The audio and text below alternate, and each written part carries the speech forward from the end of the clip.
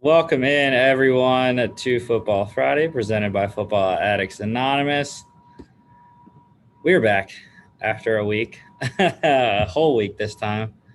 Spotty Wi-Fi in Cape May, New Jersey, at the campground I was staying at with my parents for a couple of days, so wasn't able to get it going there. But yeah, and also, if anyone is looking for our AFC East show from last Friday, I took it down.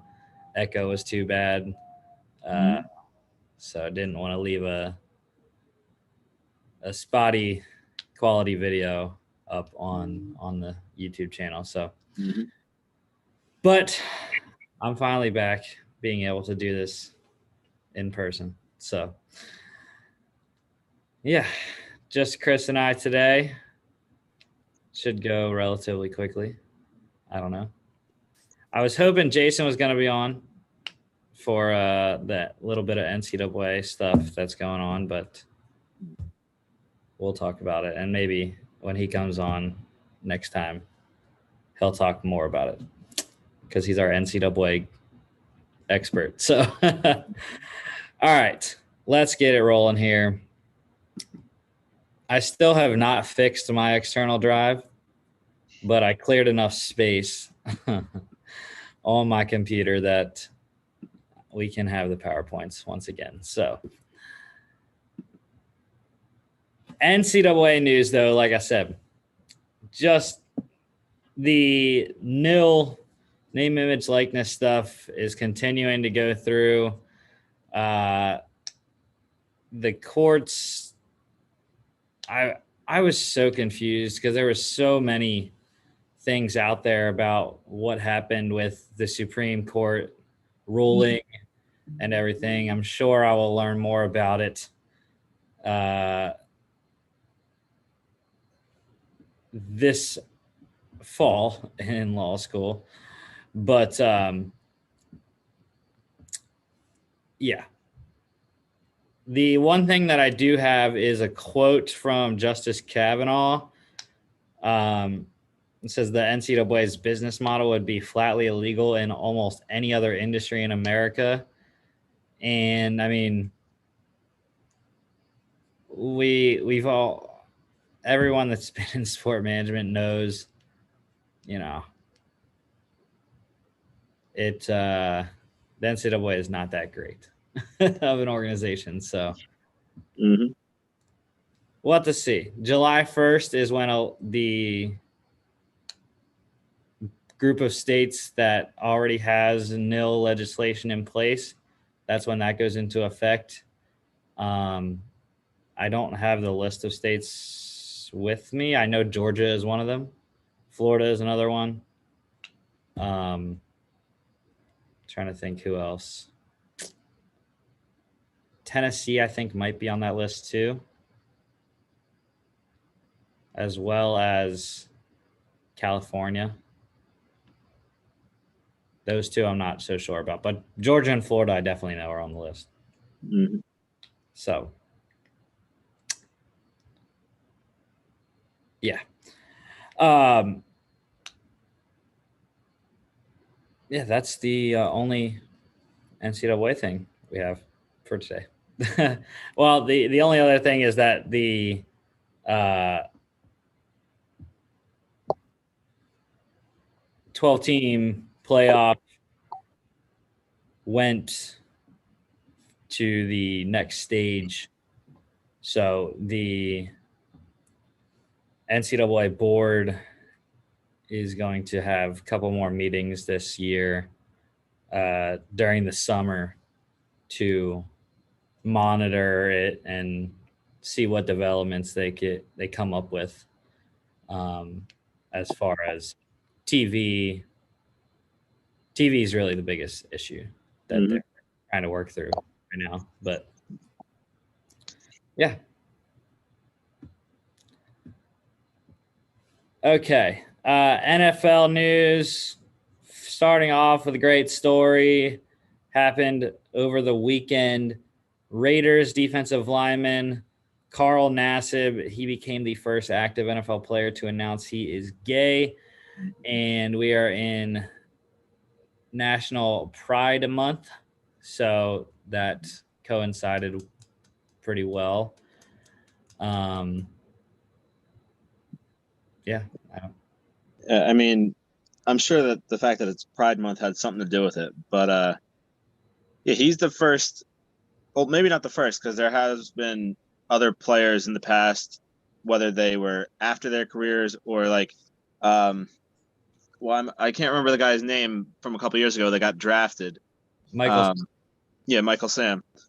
But Nassib, I think, is the first quote unquote big name player, active player, obviously, to actually come out as gay and still have a couple years ahead of him. So, obviously, something like this shouldn't affect his playing time or his career in any way. But I mean, there are still people out there that won't. But obviously, I mean, we saw that he has a lot of support out there, because after his announcement, his jersey rose to the #1 jersey in all of football. So, yeah, that it did. A lot of people reached out through social media to comment on his announcement there. But yeah, I mean, good for Carl. The gonna go through a couple kind of league off-season stuff here. So dealing with COVID, still the league put out that I didn't actually forgot to check out what the deadline was for opt-outs for 2021, but they did say, unlike 2020, players who voluntarily opt out this year will not receive any money. It was $150,000 last year for anyone that opted out, but what will stay the same for opt-outs is anyone that's considered high risk. They will continue to receive $350,000 if they opt out once again. So we'll see. I highly doubt there will be anyone that isn't high risk opt out. yeah, I haven't heard anybody being high risk, so I don't know. Next thing on the league docket, they announced some 2022 offseason dates. So starting off with the first major date of the 2022 offseason, the 2-week window to apply franchise and transition tags, that will start 9 days after the Super Bowl, February 22nd, 2022. A lot of twos. That will go through March 8th. And then the new league year will start 8 days after that, March 16th, 2022 at 4 p.m. Also, off-season workouts for teams with new coaches next year, they'll start on April 4th.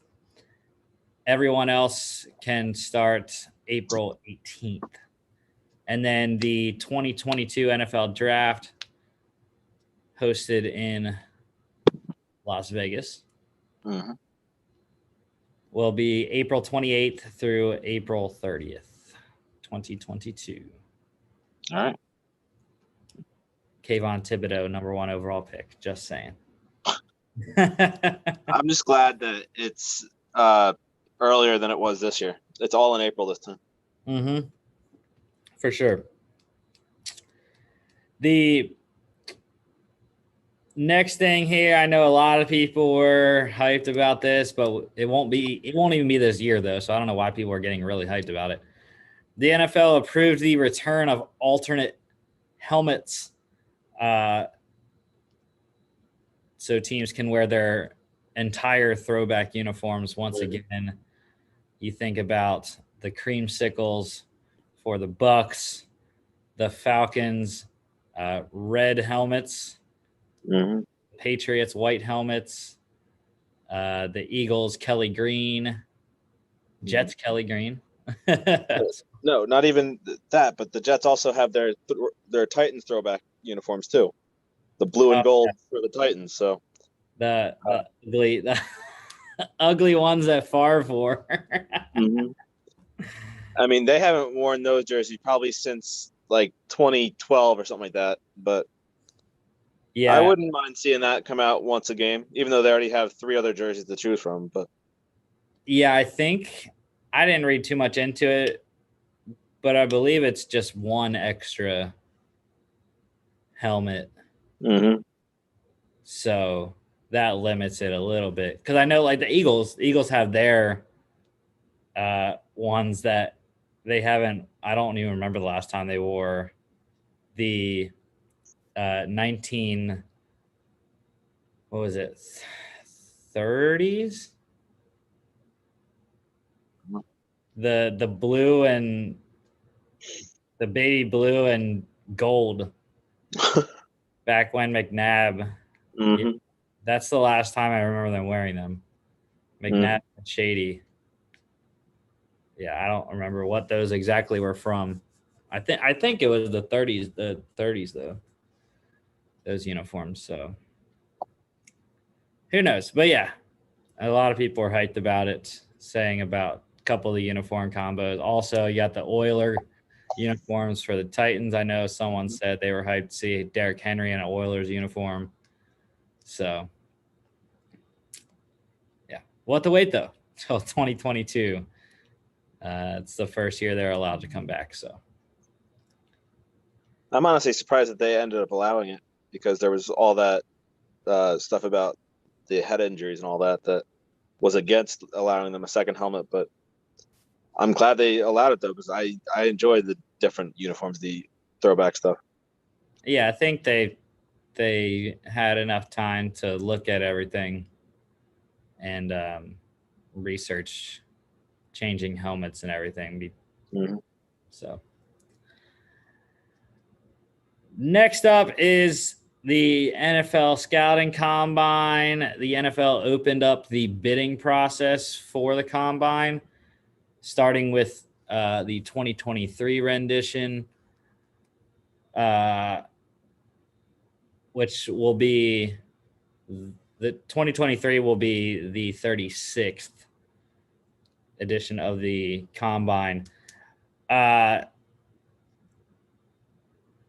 I don't know. I saw about a lot of backlash with this because people really like it in Indianapolis.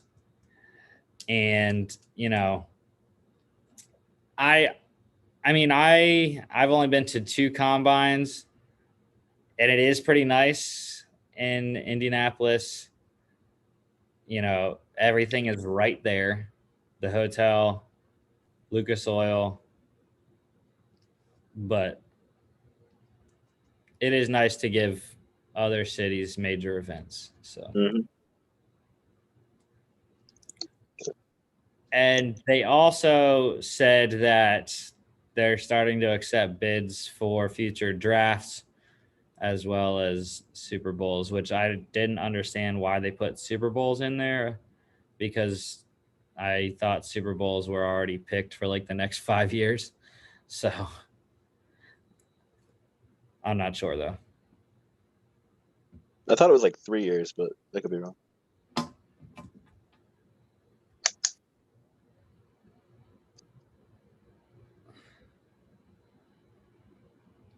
Yeah. Well, they have, yeah, I mean, you're right. 3 years. Or no, 4. No, 3 years. Yeah. Glendale. Or no, it is 4 years. Yeah. They got LA this year, Arizona next year. They don't know about 2023 season, 2024 because of the scheduling with New Orleans hosting. and Mardi Gras. So. Oh, yeah.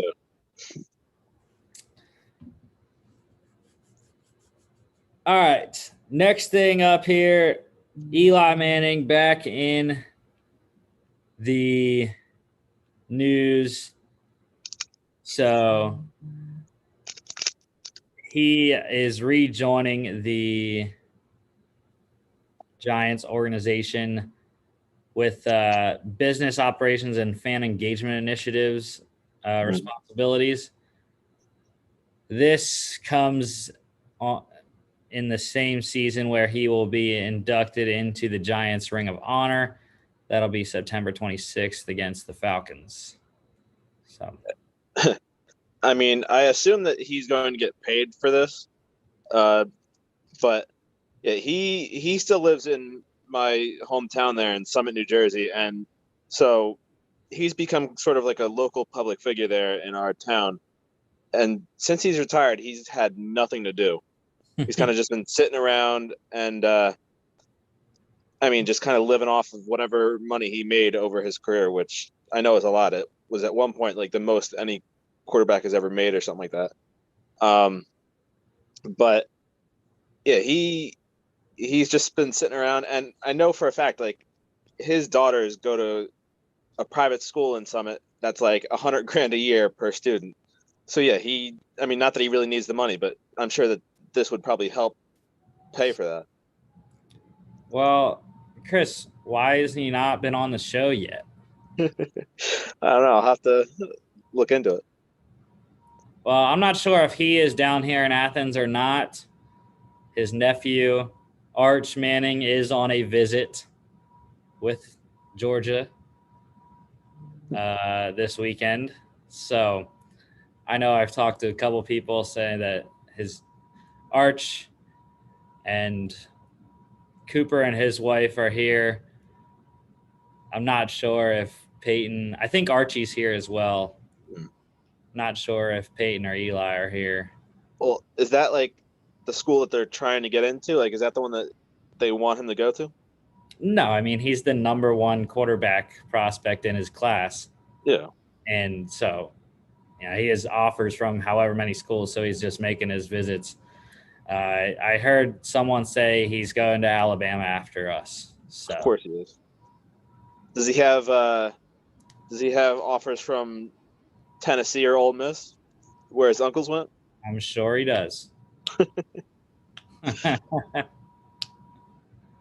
And I mean, not that his father did anything with the school, but I wonder where he went to, or not that he did anything with football, but I wonder where he went to school.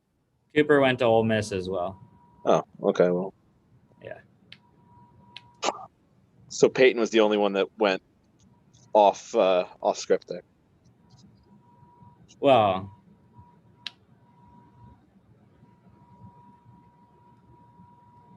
Archie as well. Yeah.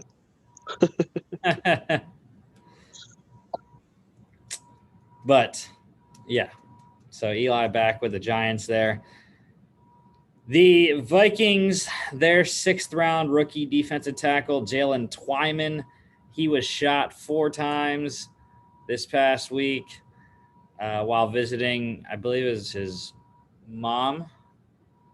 I was trying to remember if it was his mom or his grandma in Washington, D.C. Shot in the arm, leg, butt, and shoulder. They said he's going to be fine, though. Said no major injuries that will affect his ability to play this season. So I heard about that, but I didn't read too much into it. But like, was that like a targeted thing, or was that just kind of he was at the wrong place at the wrong time? Those were the exact words of his agent, Drew Rosenhaus, on Twitter. Yeah, that's exactly what Drew said. So he wasn't like involved in anything. It was just kind of a freak thing. Yeah. Yep. So luckily Jalen's all right, though. The Chiefs defensive end Frank Clark, he was arrested in LA on suspicion of having a concealed gun in the car Cop said that they saw a Uzi sticking out of a bag in plain sight in his vehicle, and he was released on $35,000 bond, I believe. So, NFL's investigating. I mean, an Uzi is a little out there, but I just hate the whole gun law thing. I'm not trying to get too political, but like just the fact that states have different gun laws. Like there should be one universal gun law, either they're legal or they're illegal. Because the same kind of thing happened with the Jets defensive tackle I guess he's the defensive tackle. Quinnen Williams, I think it was like a year ago or something, where he lived down in Alabama where it was legal. Then he got caught with it up here in Jersey. And so, I mean, nothing ever really came of it. I think he got a similar fine or something like that. But, I mean, I know the players got to be more careful. But like I said, the gun laws just need to be a little bit more lenient. Yeah. I mean, when it's pistols, when it's handgun, like, all right, okay. But, submachine gun. Like, what are you doing, bro? And to I find have it hard to believe that he just had that out in the open too. right.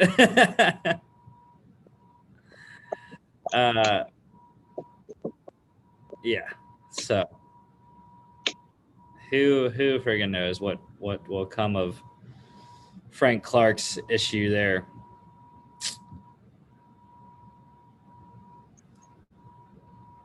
This next piece was from last Friday. I forgot to say about it. The Jags, they signed former Vikings first-round pick wide receiver Laquan Treadwell. The man keeps getting opportunities. Yeah, I was gonna say, I feel like this is like his fifth team this year. Like, he's not sticking anywhere. And, I mean, the Jaguars have a solid receiving corps, so I don't see him sticking around there either. Yeah, I agree. Especially if ETN is taking snaps there too. Yeah, it would be good for him if he can make it to training camp and into the preseason, get some tape. It's an opportunity to get yourself more tape. So I can't even think of a receiving corps though that would need somebody like him. not sure. The Patriots. That's actually who I was thinking. But they have their own former first-round pick that hasn't worked out. That's still on the roster. So, all right. The last thing here, last two things combined.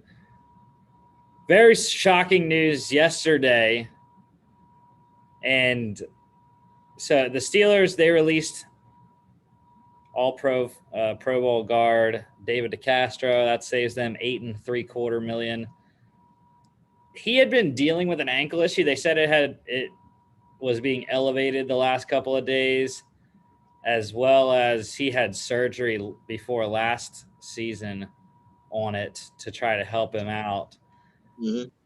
He's also apparently contemplating retirement as well.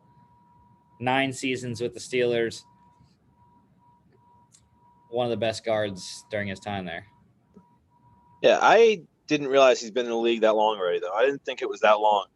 And then when I saw he said 9 years, I was a little taken back by that. But, yeah, I mean, I don't know how severe the ankle issue was. I don't really remember, like, how much time he missed, if any, from it. But if he decides not to retire, one team is going to get a solid guard there. But obviously, like you said, that the Steelers are saving $8.75 million, which I think that was another big reason why, because I feel like they were a little strapped on cash as well. I mean, they won't be too much next year with Ben Roethlisberger's contract coming off and a couple others, but yeah, I think that overall, though, I don't know. I don't know if I like the move or not. Obviously, if he was going to retire, this was the right move, but let's see if he actually does. Oh, Ben's contract isn't coming off next year. He'll still have money on the cap, regardless of whether he's playing or not. It's like it's the Drew Brees situation. Because they restructured it so many times, it pushed it into the future. So they did find his replacement, though. This was not how I thought it was going to go, but the Steelers signed guard Trey Turner to a 1-year, $3 million deal, so net of $5.75 million in cap space. But yeah, I was so hyped about Trey Turner getting signed in Pittsburgh, but not at the expense of David DeCastro. If they could have had both those guys, that would have solidified their guard spots and probably would have had one of the best guard tandems in the league. And I mean, the other thing about this deal too is it's just another one of those 1-year deals. So there's a good chance that they could lose him after this year. So then they're left without either one of them. So, I mean, yeah, he has to prove that he's healthy, which that was why he had remained unsigned, because I guess teams weren't sure that he was 100% healthy, but he says he is. And I like them signing him now because OTAs and minicamp are done.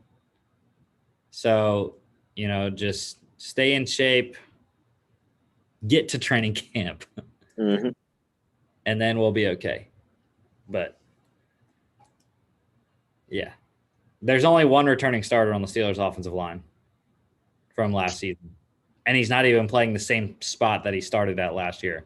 Chuck Okorafor is their only returning starter. He's switching from right tackle to left tackle this year. So, yeah. I would like to ask Big Ben if he is reconsidering coming back. So, because I don't even know who he's going to talk to now in the locker room. There's not that many old guys left on the Steelers offense. I can't even think of anyone that's that old anymore. No, the receivers are all young. The running backs are all young. The line is pretty much all young or new, at least to the team. Yeah, because James Conner's not there. The only people I can see Big Ben talking to are Juju and Mason Rudolph. Is there anybody left other than Ben from the last Super Bowl that they went to? 45? No. Dude, that was 11 years ago. I know. Castro wasn't even on that team. Wasn't sure. Yeah, DeCastro wasn't even on that team. Neither was Marquise Pound. Or no, Marquise was a rookie that year. So yeah.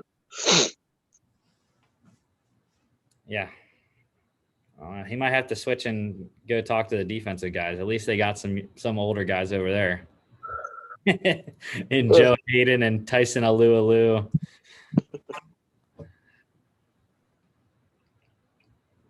All right, that is all the news for today. I didn't see anything new pop up, so we'll move into our NFC East season preview. Those aren't the right pictures. My bad. Forgot to put them. But those were the pictures from the AFC East show. Anyways. In case you don't know, that Zach Wilson, Hunter Henry are the two guys that are new. Anyways. But the pictures I meant to put on were of Dak Prescott for the Cowboys, Jalen Hurts for the Eagles, Chase Young for Washington, and Saquon Barkley for the Giants. So let's start off with the Dallas Cowboys. Looking at their schedule, I have them going at 9-8, 4-2 in the division, and 7-5 in conference play. Week 1 at the Bucks. That is the season opener. That's a loss. I had them losing week 2 in LA to the Chargers. They come home for a Monday nighter against the Eagles. That's a win. They beat the Panthers the next week, and they beat the Giants the week after that. That's a three-game homestand. They go to New England, and they beat them as well. So 4-2 into the week 7 bye. Pretty solid for the Cowboys. Coming out of the bye, loss. That is a Sunday nighter at the Vikings. They come back with 2 wins against the Broncos and Falcons at home. They lose in Kansas City, come back home and lose to the Raiders. 3-game homestand. They lose at the Saints, at Washington, and then they beat the Giants in New York. 2 more home games. They beat Washington and they beat the Cardinals, and then they lose week 18 at the Eagles. I forgot to say a couple of those other primetime games. The Saints game, that is a Thursday nighter. And then they also have or the week before that as well is the Thanksgiving game, which is against the Raiders. That is the normal Thanksgiving afternoon game, 3:30. Well, 4:30. This is all freaking Central Time because I printed off Cowboys Central Time there. So yeah, 9-8 for me for the Cowboys. Yeah. So I don't know. I think obviously a lot of this season for the Cowboys relies on Dak Prescott and how he performs coming off that major injury he had last year. Obviously, if he goes down again, they're going to have a similar season to how they just how it just played out. But if he stays healthy, though, I think that they have a legit shot at the division. Whether or not they win the division is a different story. But yeah, so I don't know off the top of my head what my record would be, but I'm going to go through them. Like you said, I think they lose the first 2 against the Bucks and the Chargers. So that's 0-2. And then again, also agreeing with you, they end up 4-2 before the bye. Also, I was just checking because I was curious while you were talking. The Cowboys' record after a bye week is 1, 2, 3, 4, 5, 6. Yeah, 6th best in the league for their win-loss record after a bye week. And number 7 is the Minnesota Vikings. And both of those teams have that bye week, the same bye week. So that should be a very interesting game. But I think it could go either way. But so let me skip that one for a second, though. So then the Broncos, I think they go in there and beat the Broncos. But as I said last week, as long as Drew Lock or Teddy Bridgewater is the quarterback, I think that the Broncos won't be good. But again, if they somehow get Aaron Rodgers, then it's a whole different story. So right now, I'd have the Cowboys at 5-2. They beat the Falcons, that would be 6-2. Lose to the Chiefs, 6-3. I think they lose to the Raiders, so that's 6-4. Lose to the Saints, that's 6-5. Beat Washington, so that's 7-5. Beat the Cowboys or beat the Giants again, that's 8-5. Lose to Washington, that's 8-6. Beat the Cardinals, so that's 9-6. Lose to the Eagles in the last game, so that's 9-7. So again, I think the one game that I think can go either way though is the Cowboys-Vikings game. So I think that they're going to go either 10-7 or 9-8, like you had them. All right. Yeah, and like I said, the I think games that stood out for me, obviously the prime times. You got that one week 1 and another one week 3. And then Viking Sunday nighter, like you were saying, Thanksgiving, Saints game as well. And then they also have a Sunday nighter against Washington in week 16. Yeah, all those division games towards the end of the season will be very interesting to watch because Yeah. they could all mean something. Yeah. They got 4 out of their last 5 games are division games, 2 of which are against Washington, which I think is going to be between those 2. I absolutely hate it. I hate this how the schedule got put out. But yeah. All I know is I know what I'm going to be doing on my birthday. I'll be watching that Cowboys Saints game on that Thursday night. Luckily, we still have Thursday nights not strictly on Amazon for this one last season. But yeah, I don't really know other than those division games at the end and then the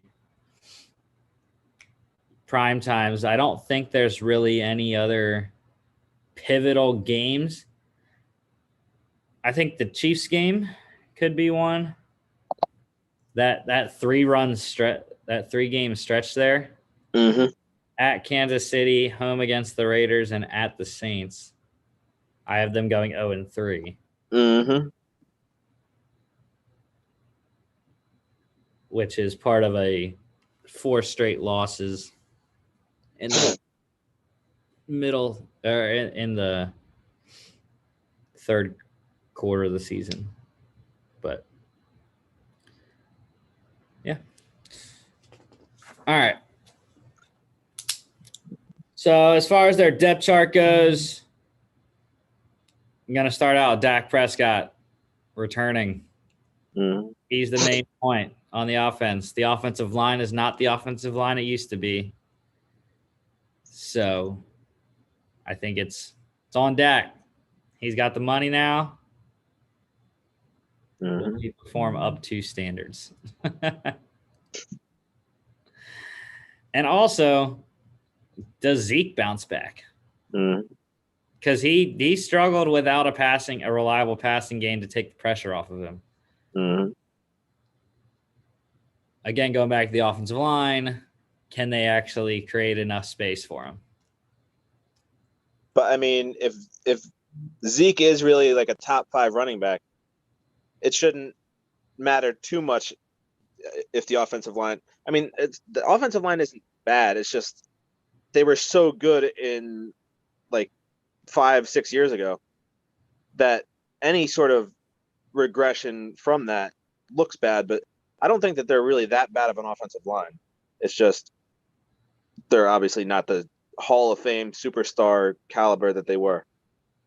Yeah, I mean, I think Tyler Biadasz filling in for Travis Frederick was a home run hit.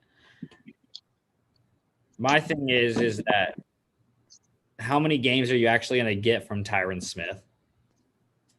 I don't know the last time he played a full season. Zach Martin has had injury issues as well. I think probably your most reliable lineman right now, in my mind, would be Lyle Collins at right tackle. Mm-hmm. So, yeah. Also on offense, I know he's not going to be a starter, but going to give some more love to Simi Fehoko, 6th-round pick from Stanford for the Cowboys at receiver. He's slated as the 5th wide receiver right now. So playing special teams, getting some time in 5 wide sets. Still like him, big body dude. And I know he won't get that many catches, but he'll do all right. They're so stacked at receiver, it's crazy. Yeah, those are the offense. I didn't have too much to say about the offense. But defensively, nothing to say about the defensive line. Second and third levels, though. Linebackers. I want to point out Micah Parsons, Mm-hmm. first round pick. Starting middle linebacker right now. He will call the signals. They also drafted Jabril Cox, who is Parsons' backup right now. And they signed Keanu Neal in free agency from the Falcons, moving from safety to linebacker. So definitely stronger in that part of the defense. That's easily their strongest part of the defense is the middle. So, and it was one of the worst last year too. So they made a big upgrade there. But I think a lot of eyes will be on their rookie first rounder right there with Micah Parsons. I mean, not only is he a first round pick, and he was in some people's eyes the best defender in the draft, but he's also going to be the defensive signal caller, like you said. So a lot's going to be riding on if he can actually retain the playbook and all that, which, I mean, I think he obviously can, but it's a lot of pressure for a rookie to slide into that kind of role. yeah, I think he'll do very well, unfortunately. Yeah, I know you liked him, though, because he's coming from Penn State, but it's going to be hard to root for him when he's playing against the Eagles. Because the last really high linebacker to go that I can think of was Luke Kuechly. And while Parsons doesn't remind me of Luke Kuechly in, physical, like how he looks physically, I think Micah Parsons is a little bit more trimmed out than Luke Kuechly was. Luke Kuechly was kind of bulky. But Micah Parsons has the same mental game. Mm-hmm. And I think he's actually more explosive than Luke Kuechly, as far as just natural pop on ball carriers. So, and he's better at pass rushing too. He's very good at blitzing. Mm-hmm. Going to the secondary there, a couple guys. Another former Falcon, DeMonte KZ, starting free safety right now. And their second-round pick, Kelvin Joseph out of Kentucky, slated as the fourth corner. So most likely getting time in sub packages, dime and nickel sets. I wasn't that high on Kelvin Joseph. I know a lot of people liked him. DeMonte KZ, I don't know about either. I didn't think he was the greatest in Atlanta. And it's kind of tough when you don't get re-signed to a very bad Falcons defense. So I think the safeties are very weak for the Falcons or the Cowboys. Donovan Wilson, DeMonte KZ, Darian Thompson, Jaron Kearse are the top four safeties. Well, according to this depth chart, Reggie Robinson is the starter. It alongside Donovan Wilson. On ESPN, it shows Reggie Robinson as the sixth corner. I don't know. So I don't know either. But yeah, those are the only couple guys. Fantasy-wise, Dak. Where are we drafting Dak? I mean, that's always the thing. Are you going to try to play it safe and go with a surefire thing? Like a guy like, I don't know, like a Matthew Stafford or something in the middle rounds? Mm-hmm. Or are you going to go up and try to get a guy just based on his potential like Dak Prescott and risk the injury? That's what you got to think about. I think that, but I still think that he'll go in round 2 or 3. especially if there's a run of quarterbacks, like if Lamar Jackson and Patrick Mahomes. I can't even think. I think Dak Prescott might be the number 3 quarterback if he is actually healthy. Josh Allen. Well, it's between those two, I think. Yeah. I know I'm probably not going to draft Dak this year, unless he falls far enough. Mm-hmm. I definitely would not draft Dak as my starting quarterback. It's just too uncertain for me anyways. Wait, a little bit of breaking news here, though. It's official that the Jets are signing Morgan Moses. I saw. To a 1-year deal, so that improves their line for sure. And I assume he's going to play right tackle and either knock Fant into the interior or to the backup role at right tackle. Yeah, he's gonna play right tackle. Yeah,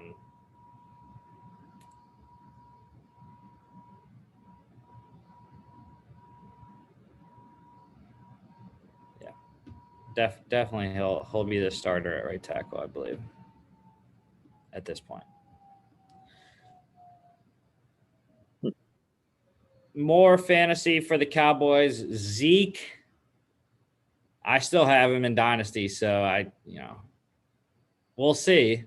Yeah, I mean, I don't know, though.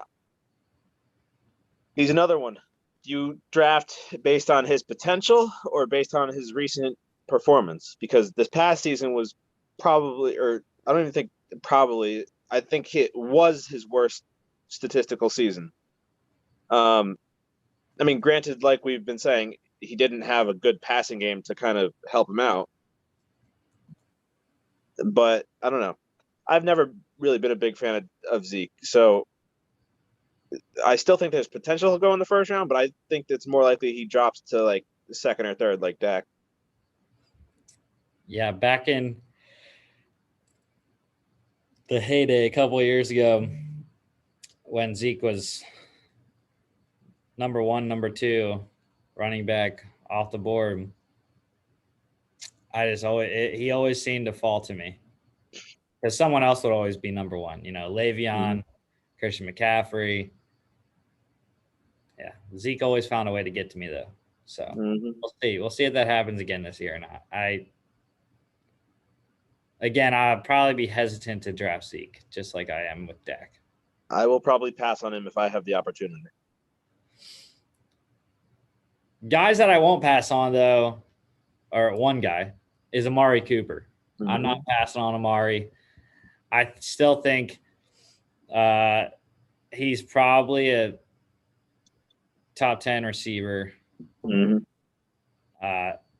I've never been a Michael Gallup person. I know people love Michael Gallup. I think CeeDee Lamb takes a step up, though, second year in Dallas. I've never been a big fan of Michael Gallup either. But being that he is opposite of Amari Cooper, I think he's going to have his opportunities. But yeah, Amari Cooper, like you said, he's been one of my favorite receivers. I've had him in both years of our keeper league, although he wasn't even my keeper. I just drafted him in the first year, and then I decided to keep Saquon. Obviously, that didn't work out. But I was also able to still draft Cooper again. So I essentially had 2 keepers there. But again, for this third year, I have not kept Amari Cooper, but I would gladly like to draft him again if I have the opportunity. Yeah, I agree. I have him in Dynasty.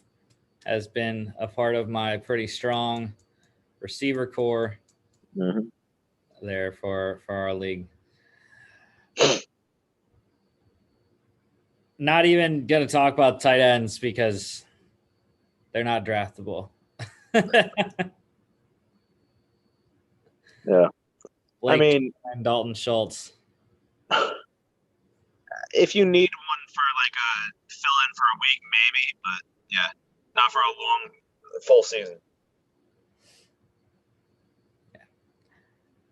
Cowboys defense, I'm not drafting them.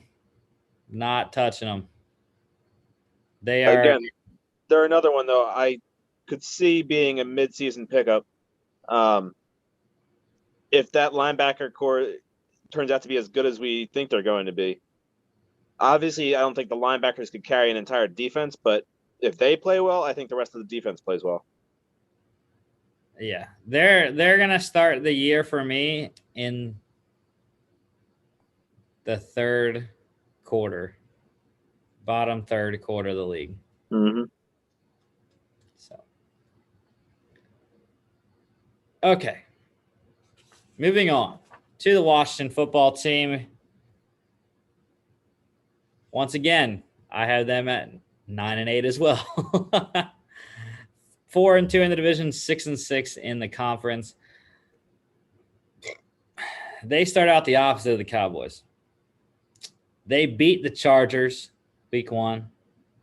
They have a Thursday night game week 2 against the Giants. Actually, I should let you do this one since I did the first one. All right, you want me to start then? Yeah, go ahead. I only said my one game, so. All right, so I think that they lose to LA week 1. They beat the Giants, so that's 1-1. They lose to Buffalo, that's 1-2. Beat the Falcons, that's 2-2. Lose to the Saints, that's 2-3. Lose to the Chiefs, that's 2-4. So kind of like you said, it's the exact opposite of what the Cowboys started off like. Packers, question mark there because we don't know the quarterback situation. Again, a lot is riding on what Aaron Rodgers decides to do. If he plays, I think Washington loses that one. But if he doesn't, then Washington wins it. So I'm just going to, for the sake of things, right now he's still on the roster, still going to play. So that would make them 2-5 there. They beat the Broncos, so that's 3-5. Lose to the Buccaneers, that's 3-6. Beat the Panthers, that's 4-6. I think they beat Seattle there, so that's 5-6. They beat Las Vegas, so they get back to 500 with 6-6. They beat the Cowboys, go to 7-6. Lose to Philly. Lose to Philly, so that's 7-7. Lose to the Cowboys, that's 7-8. Beat Philly, and then beat the Giants, so they end up 9-8. I have similar, exactly down the stretch from week 12 on.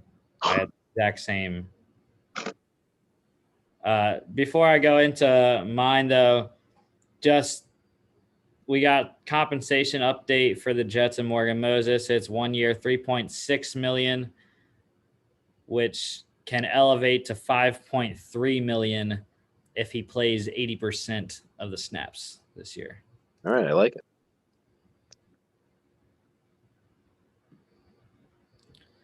So, yeah, I have them starting out 2-0. They beat the Chargers. They beat the Giants on Thursday night. Head to Buffalo. They lose that one. Beat the Falcons in Atlanta. Then it's a 3-game losing streak. They lose to the Saints, lose to the Chiefs, lose at the Packers, come back winning in Denver, another 2 losses against the Bucks and at the Panthers.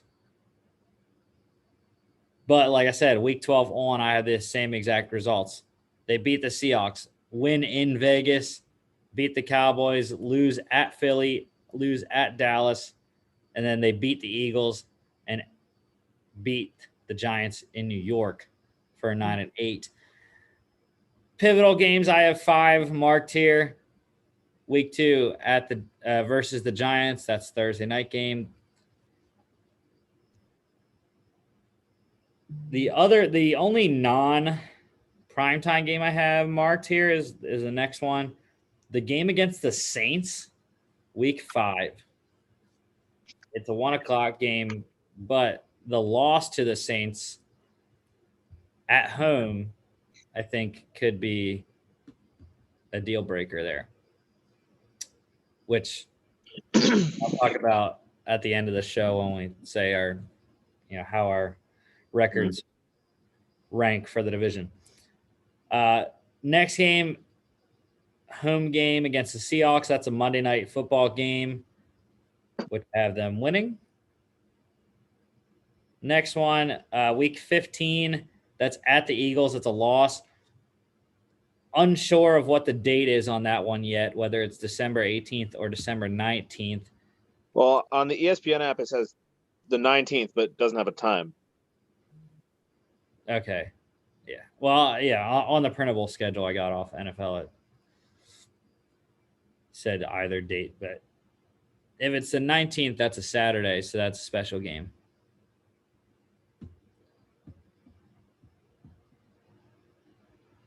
Or no, that's a Sunday. 18th Saturday. Never mind. Yeah. So I think ESPN might be wrong, though, because if they're putting all the games on the 19th right now, if they don't have any games on the 18th, there's going to be a couple of games. That's that special NFL Saturday. And then the last one I have marked here, the next week, week 16 at the Cowboys. That's a Sunday night game, which I had them losing.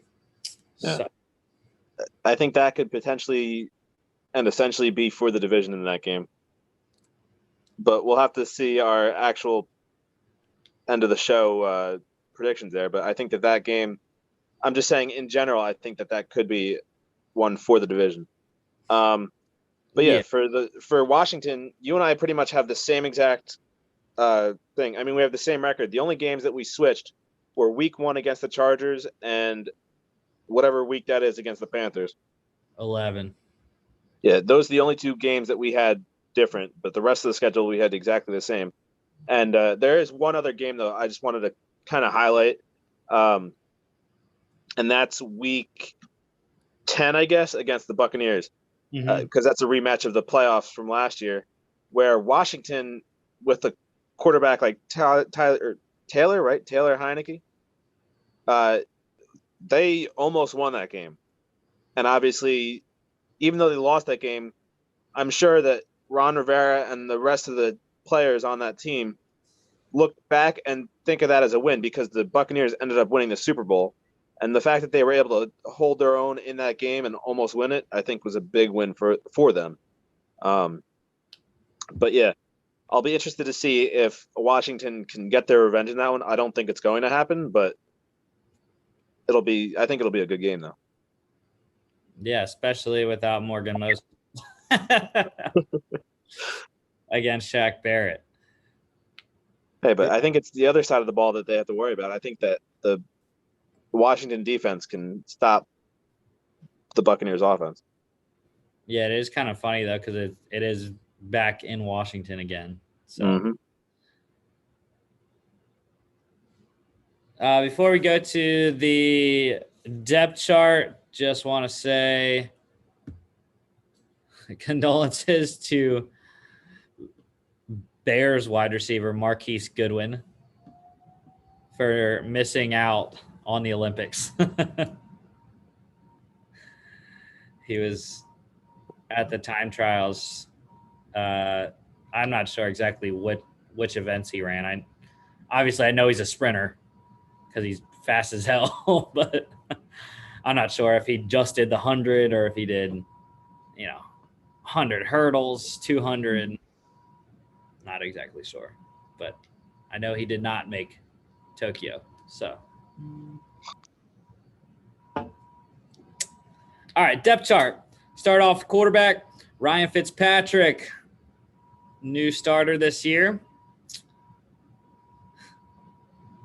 We'll see if he can finally get in the playoffs or not. Yeah, I don't know.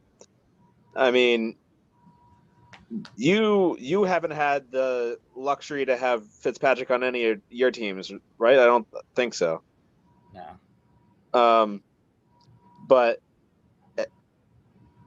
obviously he has never made it to the playoffs in his 13 years or however long he's been in the league, but a lot longer than that. Well, it seems like it's only been like 13, but Like 17. he's valuable both on and off the field, though, because obviously we saw last year with the Dolphins, he willingly took a step back to let Tua do his thing, even though I didn't agree with the move. I thought that Fitzpatrick was doing fine, as did a lot of other people, and they still made the move anyway. And Fitzpatrick didn't put up a fight. He still went to the bench and coached Tua, and I mean, he's done that in a couple places. He keeps getting replaced by the rookies or the new guys, and he just goes about his business, keeps doing it. So he's a team player, and even if he doesn't end up as the starter in the middle of the season or whatever, I still think that he'll be a valuable piece to that team. But who is the backup right now? Is it Heineke or? Okay. Yeah. Yeah. Taylor Heineke, Kyle Allen, Steven Montez as well. But yeah, at least Fitzpatrick can actually play. Mm-hmm. Unlike another quarterback that continually gets replaced by rookies in Tyrod Taylor. That is not that great at playing. So, Wait, just because we're on the subject of quarterbacks, it reminded me of something I saw earlier today on Facebook. Now I know why the Jets haven't gone for a veteran quarterback. yeah. It's really bad, but there's only one player on the roster that has attempted a pass in the NFL, and that is their wide receiver, Jamison Crowder. So I guess he's the emergency quarterback if they really needed one. You know, it's funny. I actually knew that. Not the entire stat, but when you said there's only one player that's completed a pass, my mind immediately went to Jamison Crowder. But yeah, I don't know. We'll see. Fitzy, I think the Dolphins make the playoffs if Fitzpatrick doesn't get replaced last year. Just saying, Dolphins. Very well could have. Just saying. All right, let's go to wide receivers here. So 3 new faces I have marked: Curtis Samuel, Adam Humphries, De'Ami Brown. Samuel and Humphries in free agency, De'Ami Brown in the draft. Gonna severely miss Curtis Samuel. Again, I did not think it was a great fit. I still don't think it's that great of a fit, especially when they go and sign Adam Humphries as well. Curtis Samuel, Adam Humphries, and Terry McLaurin all, in my mind anyways, seem like slot receivers. Adam Humphries is for sure a slot receiver. Yeah. Curtis Samuel, I think, does his most damage from the slot. Terry McLaurin's the only one that can actually play multiple positions. Well, I guess they're going to be doing a lot of curl routes this year. Yeah. And it'll be interesting to see how much De'Ami Brown gets on the field, but also if Washington uses Curtis Samuel like Carolina did last year, getting a lot of handoffs. Yeah. Wait, did Samuel play for Rivera in Carolina? They did overlap? Okay. I wasn't sure. Yeah, because Curtis Samuel was drafted in 2017. Yeah. So he knows the system pretty well. And I mean, I think that was probably a big reason why Washington went out and got him, because of the familiarity. And obviously they needed a receiver.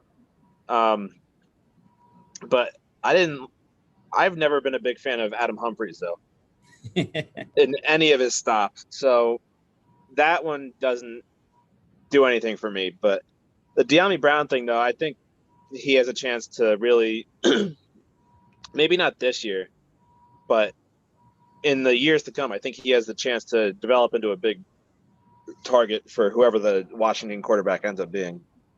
I just think it's going to be so tough because they signed Curtis Samuel to a 3-year deal, I think it was. Yeah. And, you know, they're going to have to pay Terry McLaurin soon, within the next 2 years. So, I don't know. Only one more person I have on the offense to talk about. That is their new left tackle, Charles Leno Jr., coming over from the Bears. Very solid. I think they have him and they have Sheriff. The other three I'm not that sold on. Wes Schweitzer at left guard, Chase Rouillet at center, and Cornelius Lucas at right tackle. The right tackle is the biggest issue for me. Cornelius Lucas there at right tackle. Mm-hmm. But yeah, Charles Leno solidified. They found their replacement for Trent Williams after 2 years. Hey, better late than never. Yeah. Defensively, I only have two guys start here. Their first round pick, Jamin Davis. He is the starting weak side linebacker right now. Again, I was not a big fan of any of the Kentucky players in this year's draft. Like I said, with Kelvin Joseph. Jamin Davis, I was also not as high on as a lot of other people were. And the only other guy I have is their new starting corner opposite of Kendall Fuller, William Jackson III, coming over from Cincinnati in free agency, solidifying the other side of the ball. I mean, they are very thin, though, at corner. Mm-hmm. I mean, there's names. I know a lot of the guys' names, but I don't think it's the greatest secondary there. Yeah, I mean, their defense, though, I think overall is really good. But yeah, just like you said with Davis, I was surprised with them picking him there in the first round. Not necessarily because of Davis, but I thought that there was better players and better fits there. Obviously, he's a starter for them, though, so they think he was worth the pick. But yeah, I wasn't a big fan of Washington taking him, and yeah, the other guy you had started there too with Will Jackson. I've never really been a big fan of his either, but I mean, in this defense, I think he could maybe do pretty good. Yeah, I think Davis is definitely going to help, especially against the Eagles and the Cowboys, because they'll be able to cover guys coming out of the backfield like Boston Scott and Miles Sanders. And with the Cowboys, Tony Pollard. I couldn't think of anyone on the Giants that has that receiving ability. I mean, Saquon, I guess, but I don't ever really think of Saquon as a big receiver. So, yeah, I'm trying to. I keep forgetting who their backup is now. Booker, Devontae Booker. Yeah. So, I don't know. As far as fantasy goes, and you know what? We forgot to talk about the kicker for the Cowboys in fantasy, Chris. Greg the Leg. I forgot that he was a Cowboy. So he's a pretty solid kicker. I think overall the division is pretty solid when it comes to fantasy kickers. Who's the Giants kicker right now? I can't even think. Well, that's the one. But actually not. Graham Gano. Oh, yeah. So, yeah, definitely one of the better divisions in kicker fantasy points. Before we talk about Washington's kicker, though, let's go back to the quarterback.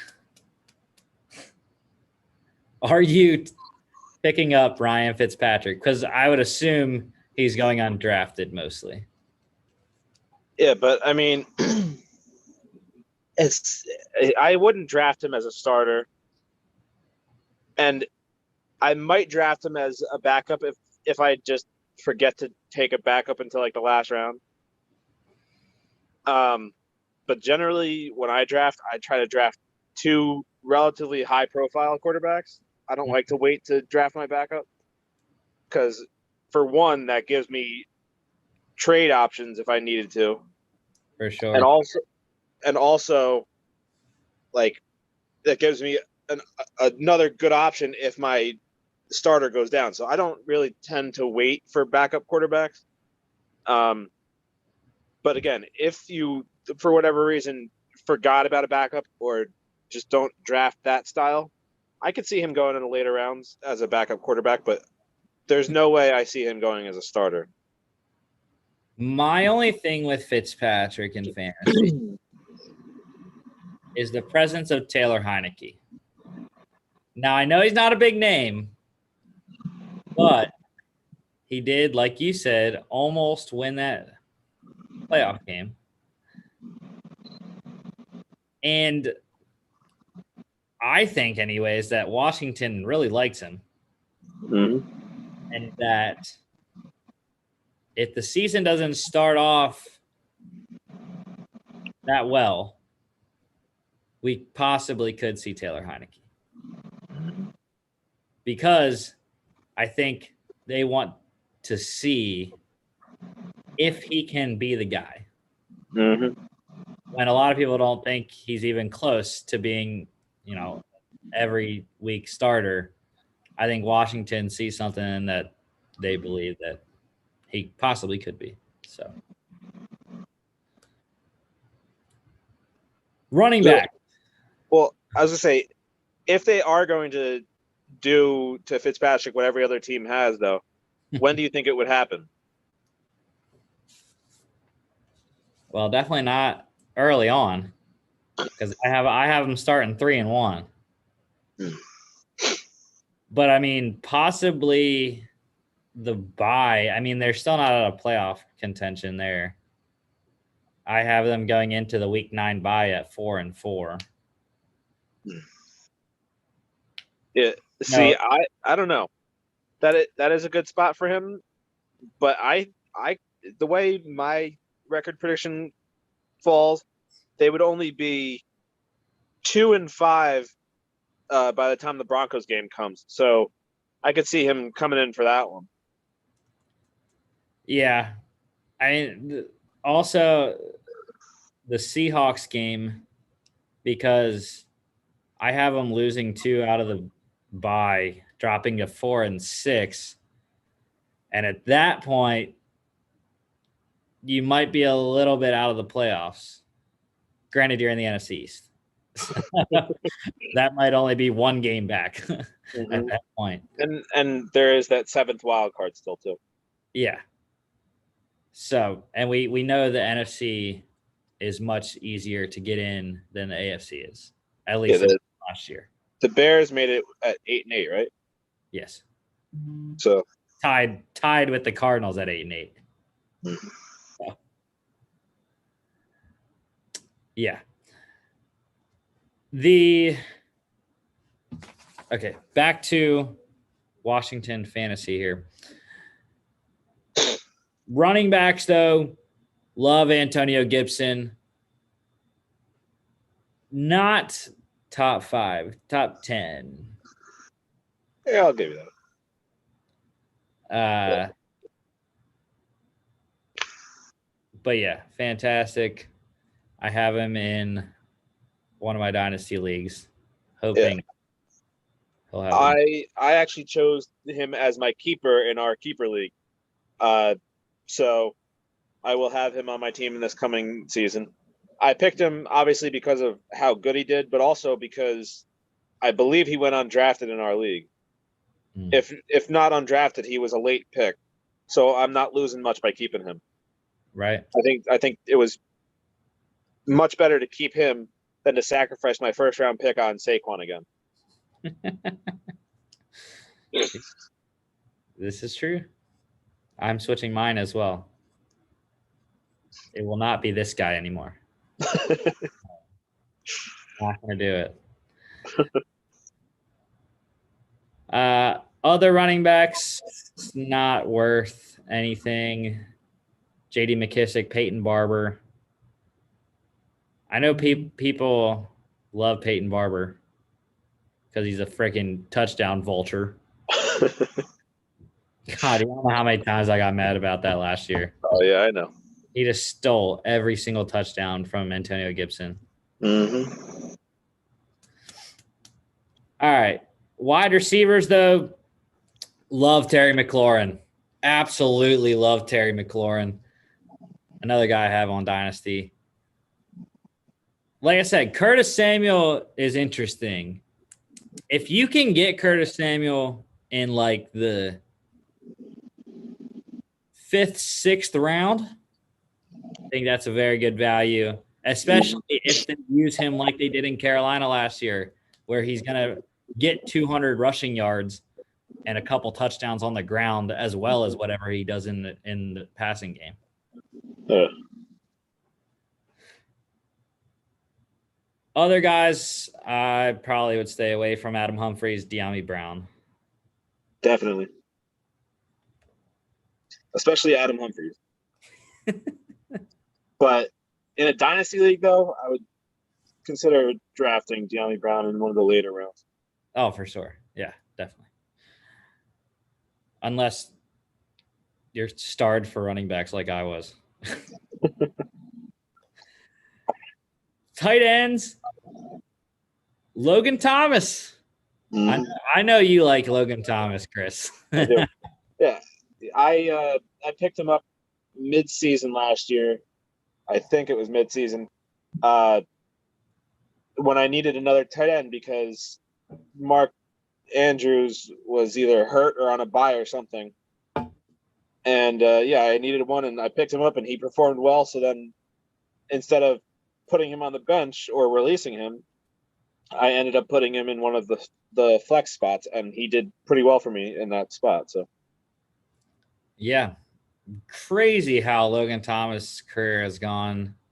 Coming out of Virginia Tech as a quarterback, didn't make it in the league as a quarterback, switched to tight end, like Tebow should have done originally. Has had a lot of success in Washington at the tight end position. Definitely a starter for me, I believe. Not a top tier guy. Probably a top 7 tight end, though, I would say, in that second tier. Yeah, he's definitely one of those second. Like I said, if I didn't have a guy like Mark Andrews, he probably would have been my starter. So, but the fact that I had Mark Andrews, he was delegated to my flex spot. Yeah, and I think we definitely know Ryan Fitzpatrick loves tight ends because you saw last year in Miami when they switched to Tua, Mike Gesicki's usage went down, and Devontae Parker's went up. So defense, obviously, this is a top 3 defense. You're going to draft them whenever that crazy person starts the defense run. Yeah, I mean, I don't know if I'd say top 3, but definitely like top 5. I would give them at least top 5. They could potentially be top 3. I can't think of like all the top defenses off the top of my head, but they are definitely one of the best in the league. So there's no doubt that they should be in an active spot in every week except for their bye week. Yeah. And when they play the Chiefs.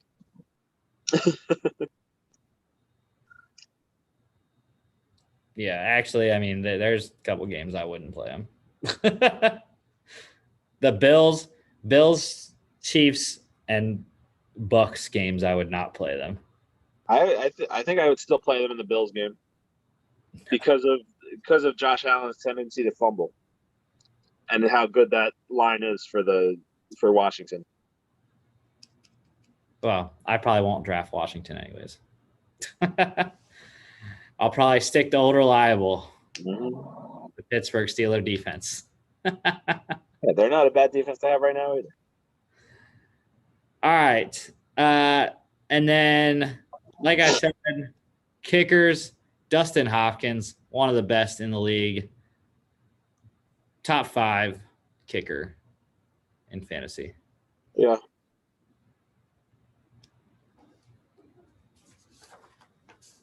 It's funny because you never hear like Dustin Hopkins is really that great, but he always produces in fantasy.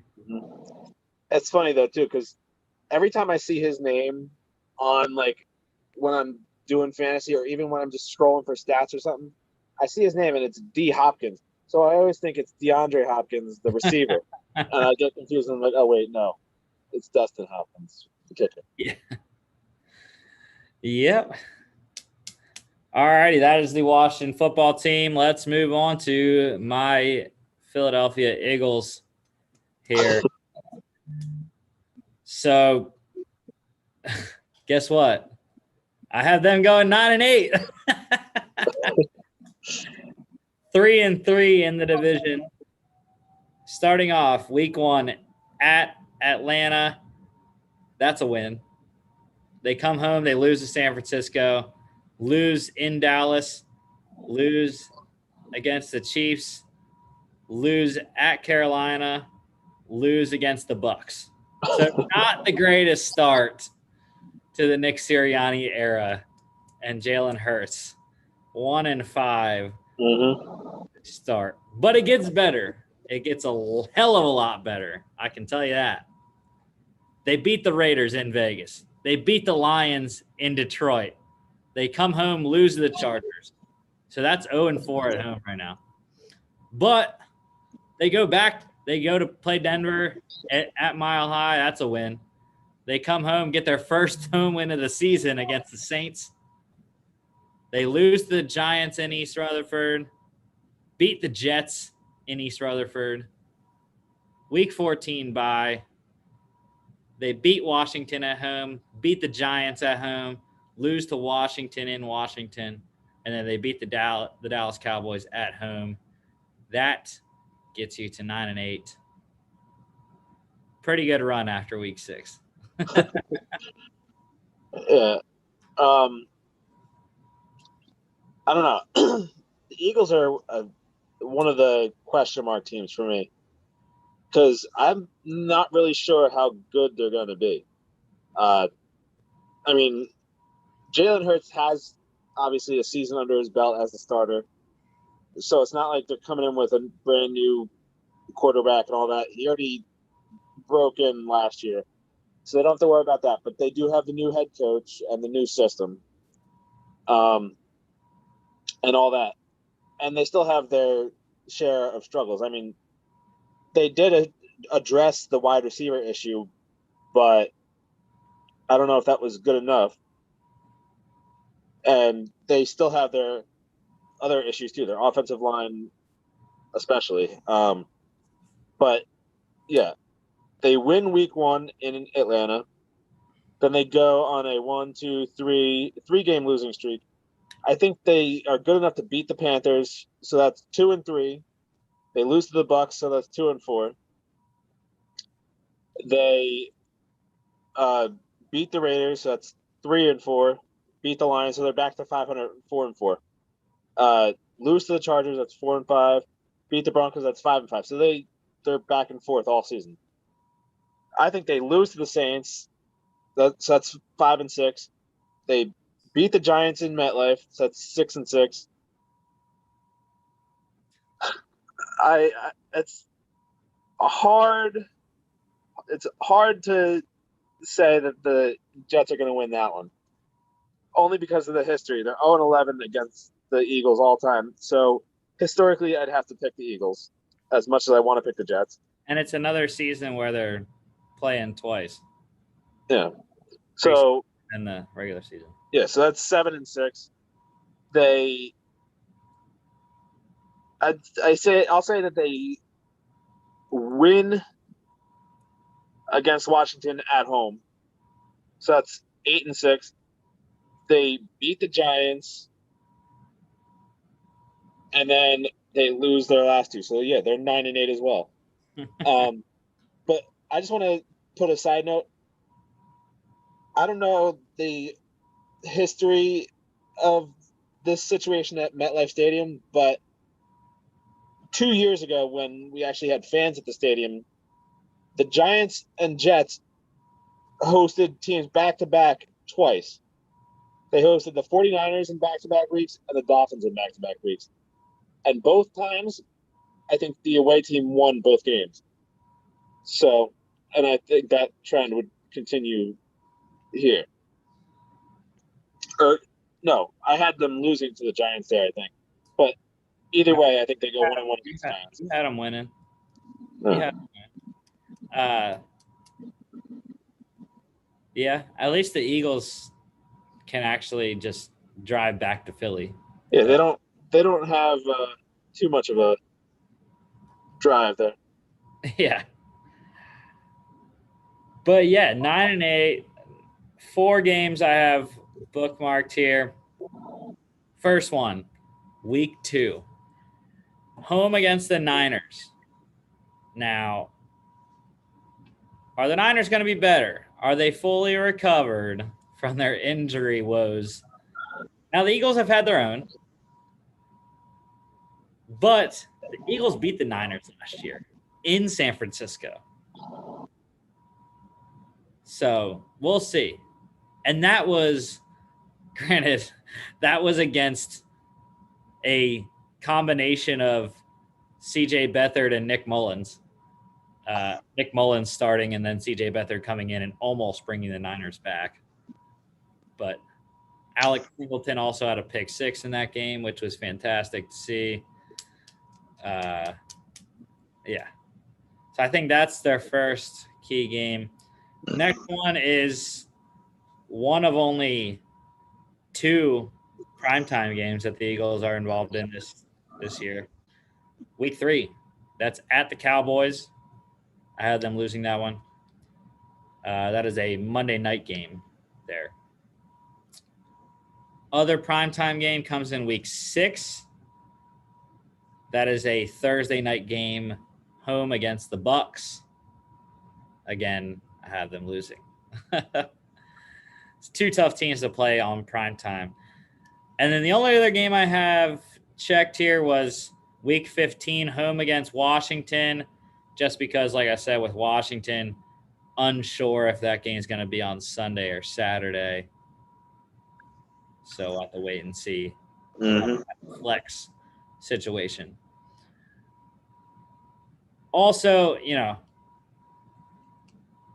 as always, late in the season, we could get some of those flex games as well into Sunday Night Football, which the only one I could really see doing that is probably week 16, home against the Giants, or the other Giants game, week 12. I don't know if week 12 is too early. Or no, I guess it says down here, Sunday night games in weeks 5 through 17, subject to change. So dang, I didn't know it was that big of a gap that they had flex options. Yeah, but they never do anything before like week 13 anyway. Yeah. So I don't know. I think Eagles Giants is always a staple of Sunday Night Football though.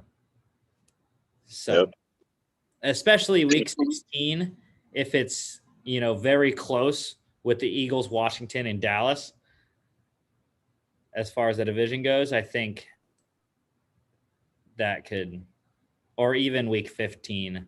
But granted, like I said, week 15 is the Washington game that we don't know if that's Saturday or Sunday. If it's a Sunday game, I could see Eagles, Washington getting flexed into Sunday night that week. Obviously, this is without seeing the entire NFL schedule. So I don't know. There could be better games that week, but just looking at the Eagles schedule. All right. Eagles depth chart here. Sticking with quarterbacks. Jalen Hurts, Joe Flacco, new starter, new backup. And also Nick Mullins as well. New third string quarterback. Yeah. I don't know. I think that Jalen Hurts is going to be all right. The offense that they're going to use, because they brought in Shane Steichen as the OC, I believe, from the Chargers. So if they stick with, or I guess if they combine some of the Frank Reich and Shane Steichen concepts, I think that would be a very solid offense for Jalen Hurts, because you saw what Justin Herbert did last year. And Jalen Hurts is a mobile quarterback just like Justin Herbert is. So definitely, I think they're going to go back to some of the things that we saw Carson Wentz do early on in his Eagles tenure when Frank Reich was there. A lot of RPO concepts. So I think that helped Jalen a lot. And I don't have too much to say about Joe Flacco. You know more about Flacco. Well, granted, I shouldn't say that because I watched the Steelers play against him for all those years in Baltimore. But you had him as a starter for a little bit for the Jets, Chris. Yeah, I mean, he actually made the games exciting to watch for what they were. I mean, he played against the Broncos, and I think he played in the Patriots game too. And he actually almost won both of those games. He didn't, but he almost did. But yeah, there's really nothing to say about him, because I'm not saying he's a bad quarterback, but I always see him on the list of like the top 10 worst quarterbacks to ever win a Super Bowl. Like, I always see him on that list. Maybe not number one, maybe closer to the bottom of the list, but still, I always see him in that list. So that's saying something. For sure. I mean, you saw it with the Ravens. Both of their Super Bowls was the same exact thing. Great defense, not so great offense. Trent Dilfer, Joe Flacco. Yep. Two Super Bowl winning quarterbacks for the Baltimore Ravens.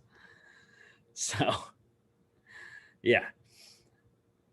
And you already know I was not a big fan of the Flacco signing. I loved that they signed Nick Mullins away from your Jets. So, do you think that they all make the roster, though? I don't think they're going to keep three. I think it's going to be Hurts and Flacco. So you think Mullins is just a training camp body? Unfortunately, yeah. And then the Eagles will probably try to slide him into the practice squad, but probably won't work. But I hope that they do. I mean, I hope that they are able to get him onto the practice squad, or some way, somehow get someone else, because we know Joe Flacco is fragile. So all the back issues that he's had in his career. And I think Nick Mullins is more comparable to Jalen Hurts anyways. Mobile quarterback that can run a lot of the RPOs. So I think the only reason they brought Joe Flacco in was experience, really. Yeah. Try to do what they did with Josh McCown a couple years ago. McCown was one of the best Eagles ever. Almost beating Russell Wilson at 41 years old. All right. The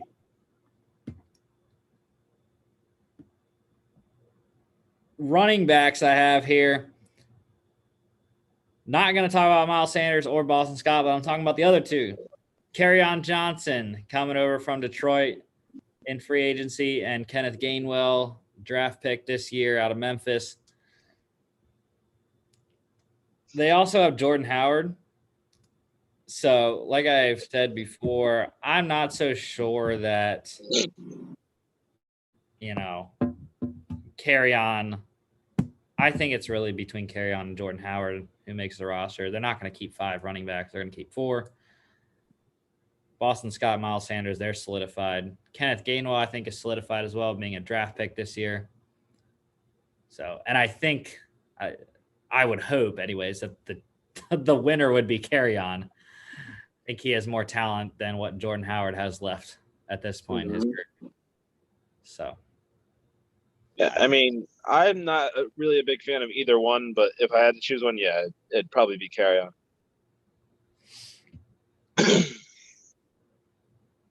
wide receiver, the only one I have is Devontae Smith here. First round pick, obviously. He's going to be the savior in Philadelphia. I hope so. I drafted him first with my first pick in our dynasty, so I hope he turns out to be something. Even though I've always been an advocate against him. I think Devontae Smith will upgrade Jalen Reagor a lot. I don't think teams are going to go in and look and see like, all right, we got to stop Jalen Reagor. No, they're going to go in and say, we got to stop one, Devontae Smith.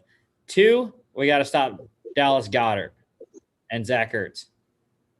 Zach Ertz, not so much anymore, but Dallas Goedert is our number 2 option we got to shut down. And then third is probably Jalen Reagor. So with that in mind, I think Jalen Reagor could have a breakout second year in the league. Last guy on offense I have marked here is a backup, Landon Dickerson, the presumptive future center.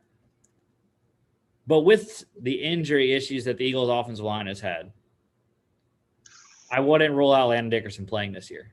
Jason Kelce, he's been an Iron Man. He's the only Eagle offensive lineman that has played every game the last couple of years when they've had all the injury issues.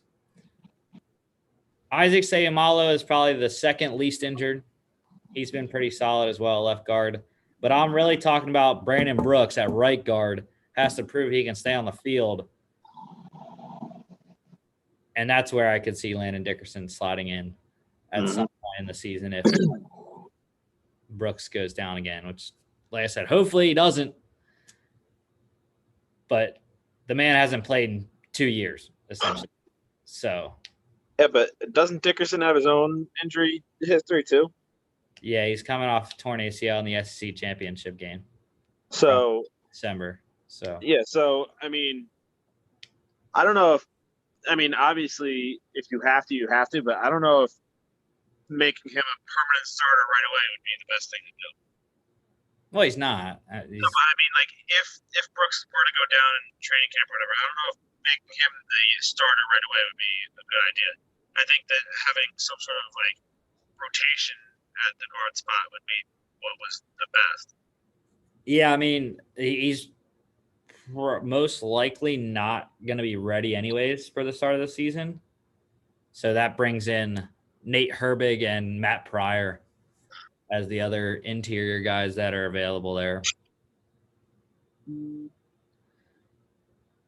Defensively, one defensive lineman that I have checked here, coming over from Washington in free agency, Ryan Kerrigan, backup defensive end. I still think he's going to stand up as a defensive end. I have a hard time believing Ryan Kerrigan will get in a 3-point stance because as far as I know, he's never done that in Washington. So, because they had always ran a 3-4 until Ron Rivera got there and switched to the 4-3. So, yeah, I think he'll stand up. But granted, I mean, we've seen a guy like Chris Long, though, come into the Eagles, and he was kind of like up and down. He would stand up some plays and get down in some plays. I don't know. But yeah, very happy to have Ryan Kerrigan there as a veteran pass rusher to back up Brandon Graham and Derek Barnett. Eric Wilson is the next guy I have starting middle linebacker. I still think that was the 2 Vikings that the Eagles got this offseason, I think were just major steals in free agency. Eric Wilson underrated, had a really great season with the Vikings last year, was all over the field, tackling machine. And the Eagles have never had great linebackers since, I don't even know. I mean, I guess the Super Bowl year when they had Nigel Bradham, and I can't even remember who the other linebackers were, but yeah. I love Eric Wilson. I think he's going to be a really good addition there. Couple secondary guys, Zech McPherson, their 4th-round pick out of Texas Tech, and Anthony Harris, starting free safety. Like I said, Vikings guy for Anthony Harris. Not so good of a season last year after a, 7 interception season the year before in 2019. Something like that. But again, the man has that on his record. So, yeah, he's definitely has a chance to be a ball hawk in the Eagles scheme with Rodney McLeod being that strong safety there. Zech McPherson, I didn't know too much about him when the Eagles drafted him. He's slated right now as the 3rd corner behind Darius Slay and Avonte Maddox. So I do believe he'll play a lot this year, in a secondary that is not deep at all.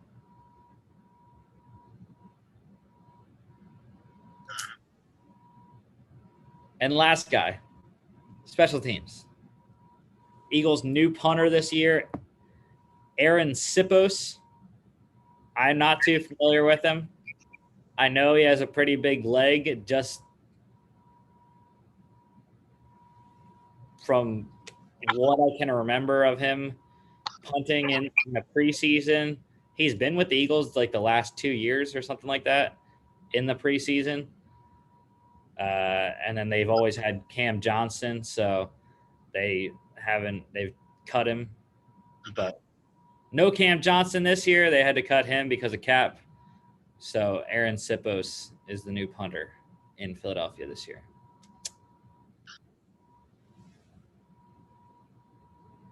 Fantasy. What do we think about Jalen Hurts, Chris? I don't know. I think he's a low-tier backup at most, I think. I agree. I think to start the season, he's a QB2. And then with the potential to be a low-tier QB1 starter, bye-week starter, or matchup-based starter. I definitely think he's like one of the last 3 quarterbacks drafted. And then again, he could have a great season and either end up in the starting role, or he could even, for somebody, he could be a valuable trade chip. Yeah. But I don't see him being a starter on a fantasy team unless it's for a spot start for your starter to be, or when your starter's on a bye or something.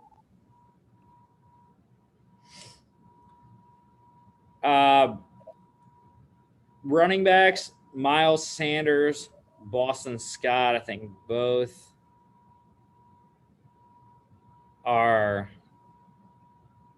can be had on rosters in fantasy. Miles Sanders, I think top 15 running back. Yeah, I think he's definitely Miles Sanders. I think is definitely low RB1, maybe high RB2. But Boston Scott, I don't know. Other than Miles Sanders, I don't really like any of the running backs. The reason why I say Boston Scott is because he's going to be your PPR flex guy. Yeah. He's going to get a lot of catches. The only thing I'm scared about with Boston Scott, though, is the relationship between him and Jalen Hurts. because I didn't really notice him getting used as much when Jalen took over. Carson Wentz used him a lot, but I don't think Jalen uses the running backs as much as Carson Wentz did. So we'll have to monitor that though. First couple weeks, if Boston Scott goes undrafted in your league, I would definitely star him, and just check in on Eagles games. If you're not sold on your running back or your flex depth, and you think Boston Scott could be an upgrade if Jalen Hurts starts using Boston Scott more, pick him up. Receivers, Devontae Smith's the only one. Like I said though, take a flyer on Jalen Reagor late. I'm telling you, Jalen Reagor will have a good season. Or I don't know. I don't really think he's going to get drafted. If he does, it would be late. So if he doesn't, kind of the same thing with Boston Scott. Like, monitor the first couple games, and if you think that there's a chance of him taking off, then go out and grab him before anybody else does. I'm telling you. He is – I don't have a legit list of sleepers yet, but he is on the list. And he is relatively high on the list. It all depends on the production of Devontae Smith. Yes. Who, as we've already talked about, he's a solid option to draft. I wouldn't draft him as your number one, though. Oh, no. I would draft him as a mid-tier 2, I think, right now. And, I mean, obviously, though, in Dynasty League, I drafted him in the first round, which I think I had the 6th pick. So, yeah. There's some leagues he probably will go earlier than that, and some he might last till the end of the first round. But he's definitely a first rounder in Dynasty leagues. I agree. Tight end, Zach Ertz is an afterthought. Was once a top 3. Dallas Goedert is, I still think, a top 5 tight end, though. Well, he is, but does Hurts use tight ends a lot?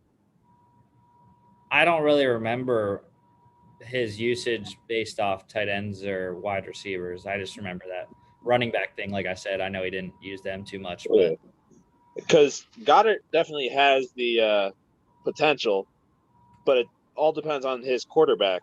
If his quarterback likes to throw to tight ends, but yeah, I think right off the bat, I would draft Goddard though as a low tier 1, high tier 2 guy, and just hope that Hurts likes to use him.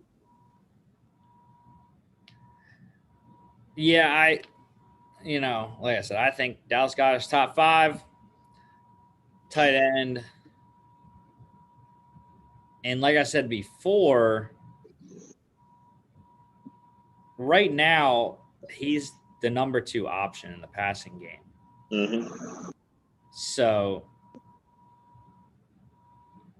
But like you were saying before, though, if Reagor turns out to be what you think he could be, then that takes away from Goddard and possibly even Devontae Smith. Yeah. Yeah. For sure. So let me just, to spark a little bit of a conversation, do you think Goddard or Reagor is going to have the better season? Equal.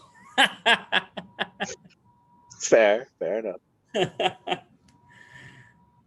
I think they could rival each other as the second option in the passing game eventually. But I think if you can maneuver it, though,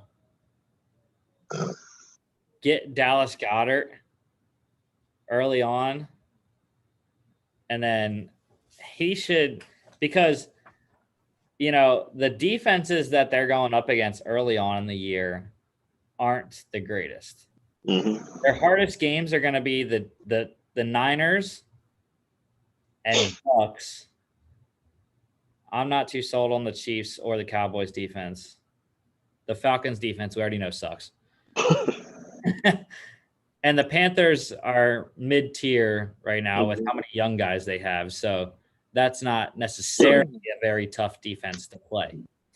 So just looking at those first 6 weeks, I think if you can get Dallas Goedert and he produces, go trade him before your league's trade deadline.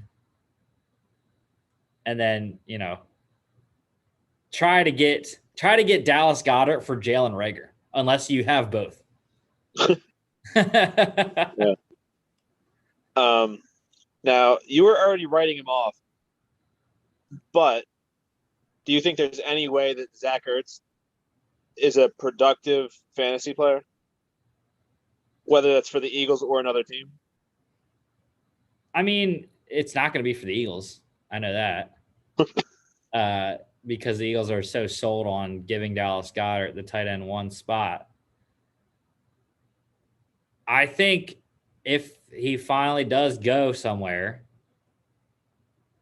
and the only place that I know is the Bills, he would be very solid for the Bills in fantasy. Yeah, I'm still hoping that happens because I picked him up in our dynasty league. Right now, he's riding the bench, but if he goes somewhere that is tight end friendly, like Buffalo, I'll gladly put him in my starting lineup. Yeah, the only issue with Buffalo, there's so many mouths to feed.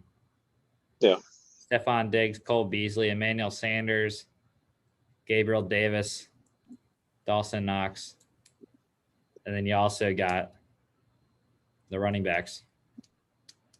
Mm-hmm. Devin Singletary and Zach Moss. So, defensively, no. The Eagles are not a defense to take in fantasy. Nope. Not yet, anyways. I think their defensive line is still very good. It's just the back end that has not produced.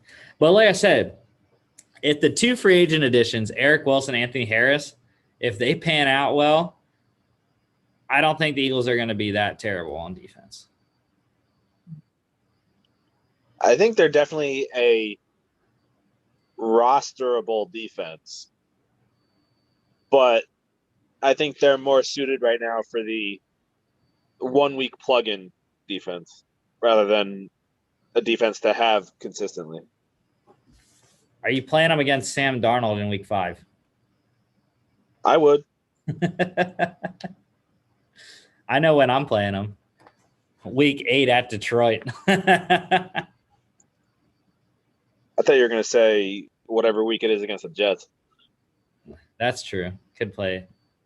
The Eagles are pretty good on defense against rookie quarterbacks.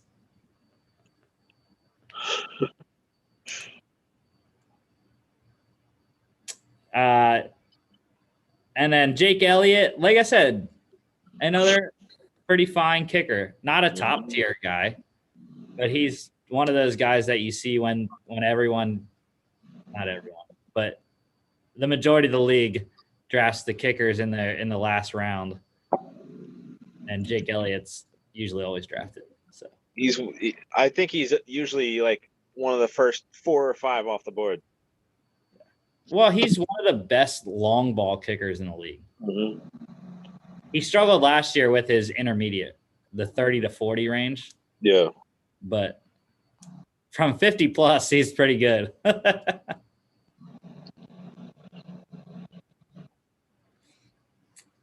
All righty. And lastly, the New York Giants. Chris, take it away. Your MetLife Stadium counterpart. Yeah, so the Giants, I really don't know about them. Just off the top of my head here, looking at the schedule, this is the first time seeing the Broncos. I'm kind of questioning it, but I just think the Broncos are that bad of a team, especially their offense right now. I don't know. I think the Giants can win that one at home. Then they go down to Washington. They're going to lose that one, so they're 1-1. They play the Falcons week 3 at home, so they're going to win that one. So they're 2-1. Go to New Orleans, lose that one. Go to Dallas, lose that one. So they're 2-4, or no, 2-3. Sorry. They will be 2-4 though when they host the Rams in week 6. And then they stay at home, and Carolina comes, which I'm not sure if that's a homecoming for Darnold or not, or I can't remember if the Panthers Jets game is. Oh, yeah, it is in Carolina, right? Yeah, week 1. Week 1. One. So this is the homecoming game for Sam Darnold, essentially, even though it's not against the Jets. But they called the first game that Odell came back to MetLife against the Jets as a homecoming game. So I'll call this one as a homecoming game for Sam Darnold. And I think that the Panthers come in and win that one. So right now they would be 2-5, I think, according to that. Then they go to Kansas City, lose that one. They're 2-6. Host the Raiders. Raiders beat them. They're 2-7. Go to Tampa Bay. They lose that one 2-8. Then they host the Eagles on Thanksgiving weekend. And I'm not sure if they win this one or lose this one. I think they split against the Eagles, but I don't know which one they win and which one they lose. So let's just say they lose that one. So they're 2-9. Go to Miami, they lose that one, 2-10. Go to LA to face the Chargers, they lose that one, 2-11. Cowboys, Giants, I can't see them winning that one, so they're 2-12. They beat the Eagles that time though, so I'll give them 3-12. The Bears, I think they beat the Bears, so they're 4-12. And then Washington, they're not going to have the division wrapped up, so they're going to need to play. So I think that the Giants end up going only 4-13. Good Lord, Chris. You're rough on the Giants. I mean, they have a tough schedule, and I think they're the worst team in the division. So, yeah, I mean, I'm not high on them either. I have 6-11 overall. Week 1, they beat the Broncos. Week 2, that's a Thursday game at Washington. That's a loss. mm-hmm. They beat the Falcons week 3, and then they lose 5 straight. Yep. At the Saints, at the Cowboys, home against the Rams, home against the Panthers, at the Chiefs. And that Chiefs game is a Monday nighter. That's a random Monday night game. Yeah, they beat the Raiders at home. They lose to the Bucks after their bye week, week 10. That's also a Monday night game. They beat the Eagles, and then they lose another 4 straight at the Dolphins, at the Chargers, home against the Cowboys, and at the Eagles. And then they beat the Bears in Chicago. They beat Washington week 18. I actually have a lot of games starred here. Week 2, obviously I star all the prime times. So week 2 is that Thursday night game against Washington. That'll really see how their season's going to go, I think. Yeah. Because if they beat Washington, they're going to start 3-0, essentially. Yeah. But the week 3 game, I think, is also pivotal because I'm not so sure that they actually can beat the Falcons. I know the Falcons' defense isn't that great. Giants' defense isn't that good either. It's better than the Falcons, but it's not that great. I think both teams are comparable in offense. You essentially have one star with Kenny Golladay and Calvin Ridley. So, No, but I think the both teams technically have 2 stars. They have those 2 receivers, and then the Giants have Barkley, and the Falcons have Kyle Pitts. If Kyle Pitts is as good as they say he is, so. But I just think it's the Giants' versatility with the running game and the passing game that I think will win them that game. yeah, you don't believe in Mike Davis, huh? I mean, I like him. He filled in nicely for Christian McCaffrey last year, but the Falcons are going to be in a shootout most of the time, so he's not going to get a lot of carries. Next couple I have starred are again back-to-back. Week 8, that is the Monday Nighter against the Chiefs, which is going to be a very, very bad Monday for Giants fans. Very bad Monday night, especially because it's in Kansas City. And then the next week, I also have starred Week 9 against the Raiders.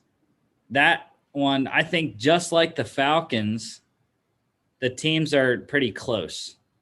You know, the Raiders, I think, are a better overall offense with Josh Jacobs, Derek Carr, Henry Ruggs, and Darren Waller. But their defense, again, just like the Falcons, is worse than the Giants' defense is. So,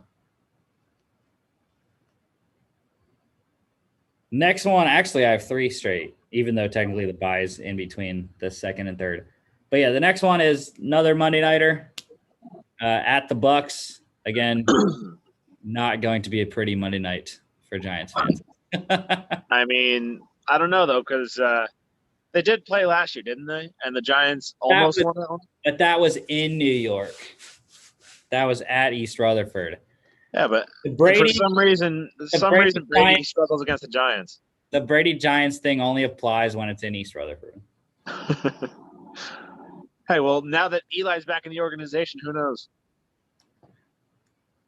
Yeah, but Eli will only be on the field on September 26th. So that's 2 months prior to the Bucks game, almost. And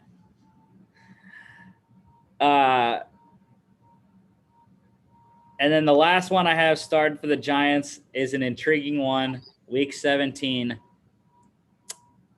at the Bears. Now, why is this intriguing, you might ask? Because it will most likely be Daniel Jones versus Justin Fields, which may lead to a Giants loss in Chicago. I don't know. I don't know about that one. Because even before the draft, I was never high on Justin Fields. Obviously, the Bears were high enough to jump ahead and actually trade with the Giants, ironically enough, to go up and draft him. But, yeah, I mean, they still have the quarterback controversy that they have to figure out anyway, which is most likely going to end up with Nick Foles not being on the team. But, yeah, I don't know. If I were the Bears, though, I don't think I'd play Justin Fields at all this year, even if they only have a couple wins. They're not going to have a choice because it's either play Justin Fields or you get fired. Well, yeah, Matt Nagy's on his last night, but still, that's the thing. I don't even know. I highly doubt that Matt Nagy will even be the coach. I was gonna say he probably wouldn't even make it that starts in 17. But yeah, that's why. Plus, the Bears' defense is still solid. Mm-hmm. So Daniel Jones could have issues there. But yeah, 6-11 for me for the Giants. 4-13 for Chris. Yeah. I mean, there's a couple games. I mean, the Raiders game, I could see them winning that one. And I forget what other game you had them winning that I had them losing, but yeah, I could see them having 6 wins, but not anything more than that. Washington, week 18. Yeah.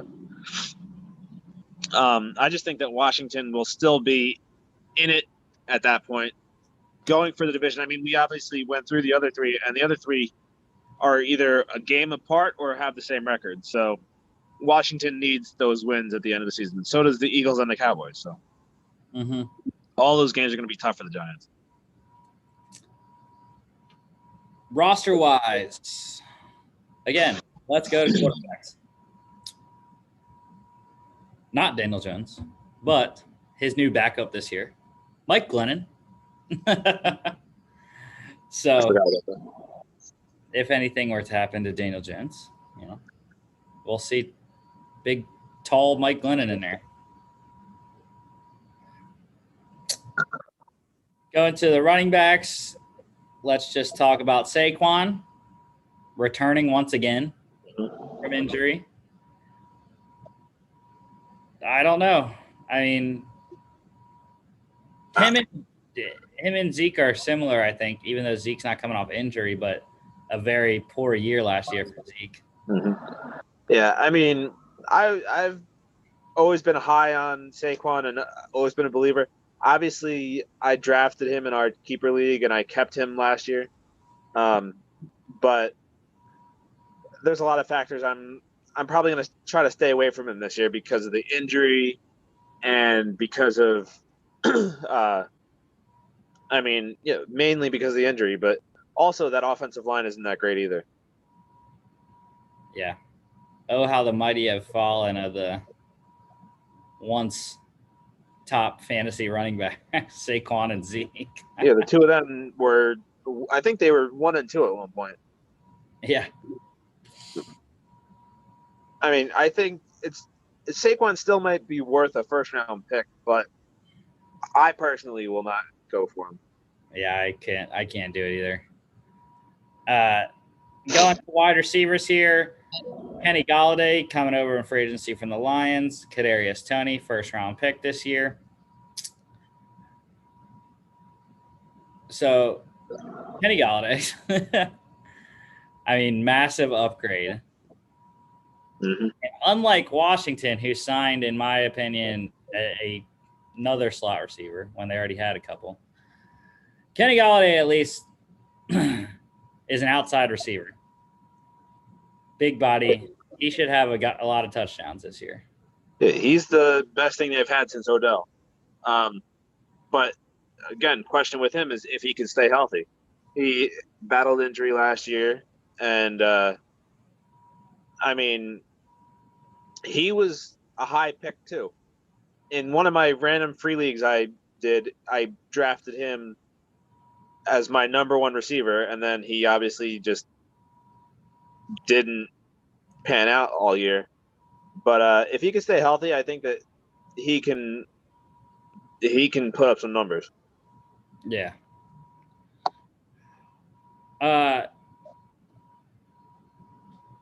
So Kadarius Toney,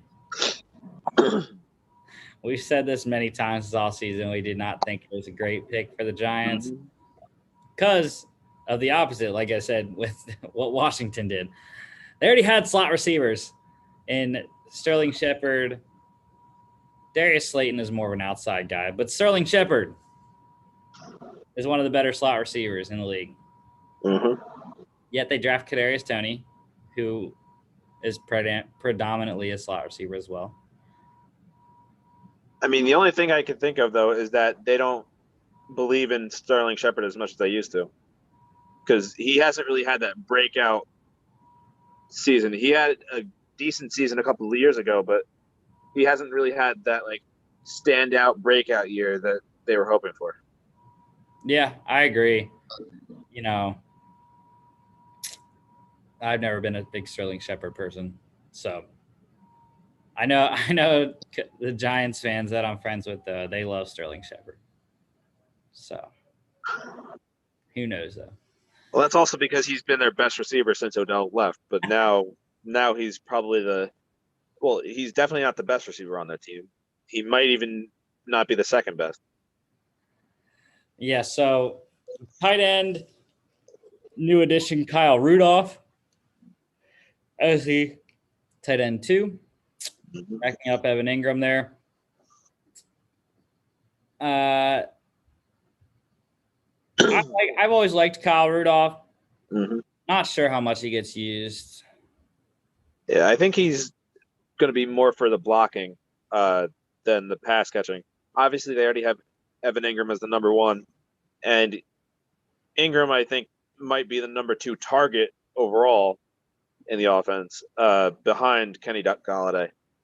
But yeah, I don't see Rudolph really being used. I used to love him too, because he had a couple really good early years in Minnesota, and then he kind of just fizzled out. But yeah, he has the potential though.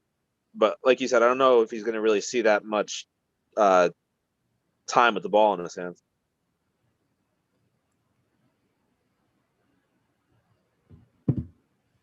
Defensively there, a couple guys. Danny Shelton, nose tackle, coming in. Where the heck did he come from? He's been so many places the last couple of years. Was it New Is England? he from Cleveland or New England? One of those places. I think it was from Cleveland. I think he went from New England to Cleveland, and then yeah. So, but yeah, Danny Shelton, new nose tackle there for the Giants defense, pretty solid. Linebacker wise, Reggie Ragland, new inside linebacker beside Blake Martinez, and they're. Oh no, he was in Detroit last year, but yeah, that's what I was thinking. I knew he played in Detroit at one point. that was another New England cast-off that went to play for a disciple of Belichick. And then the other linebacker, Azeez Ojulari, their second-round pick this year, starting at outside linebacker opposite of Lorenzo Carter, 2 Georgia boys on the outside there for the Giants defense. Mm-hmm. I love Azeez Ojulari. I think he's going to have a pretty good rookie season. 8 sacks is what I'm just throwing out there. 8.5 if you want to be technical. But Reggie Ragland, he's always been so-so for me. Mm-hmm. Yeah, he's been a couple places, won a ring with Kansas City. That wasn't because of him, though. Yeah. But he was on the defense, and he started. So, I mean, they don't really have any other options, though, at inside linebacker. The backups are Tate Crowder and Carter Coughlin. Both guys drafted Carter Coughlin last year. Tate Crowder was Mr. Irrelevant this year, I believe. I think so. So, and Tate Crowder, another Georgia guy. So, but yeah, I mean, they're going to struggle if Ragland or Martinez goes down, especially if Blake Martinez goes down. He's their tackling machine guy. So, very thin at the inside linebacker for the Giants there. Secondary, I have one guy. Unless you want to say 2. Adoree Jackson coming over from Tennessee. Logan Ryan, I was going to say as well, but I originally started him, and then I was like, he was there last year, though. Right? Yeah, he was there last year. So, yeah. But Adoree Jackson, again, not a guy I like that much, so I'm okay with him being on the Giants.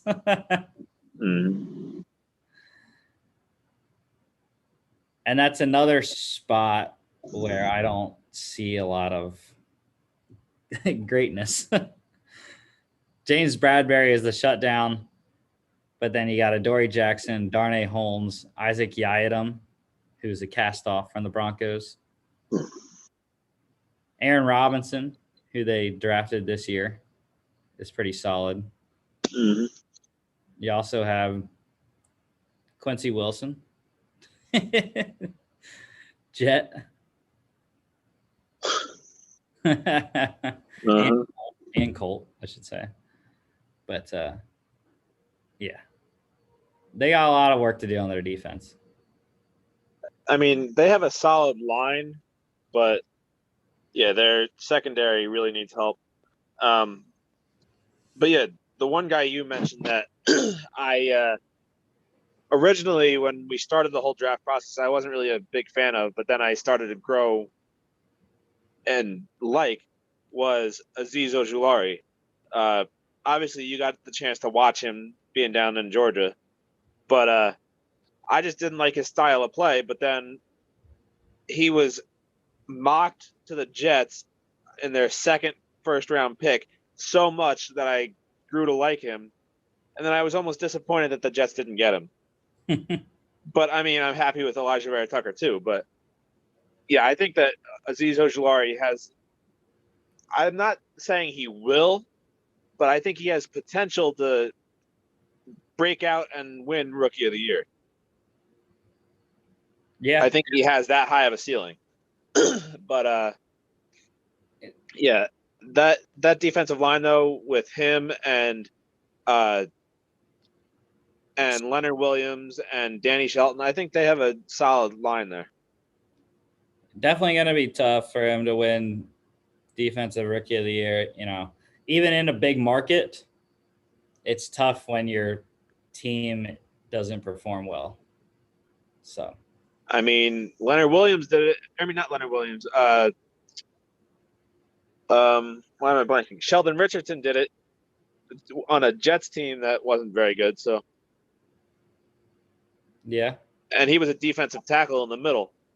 So, I feel like you Defensive Rookie of the Year, you have to have double-digit sacks, or you're a linebacker. That's why I have futures bets for Defensive Rookie of the Year.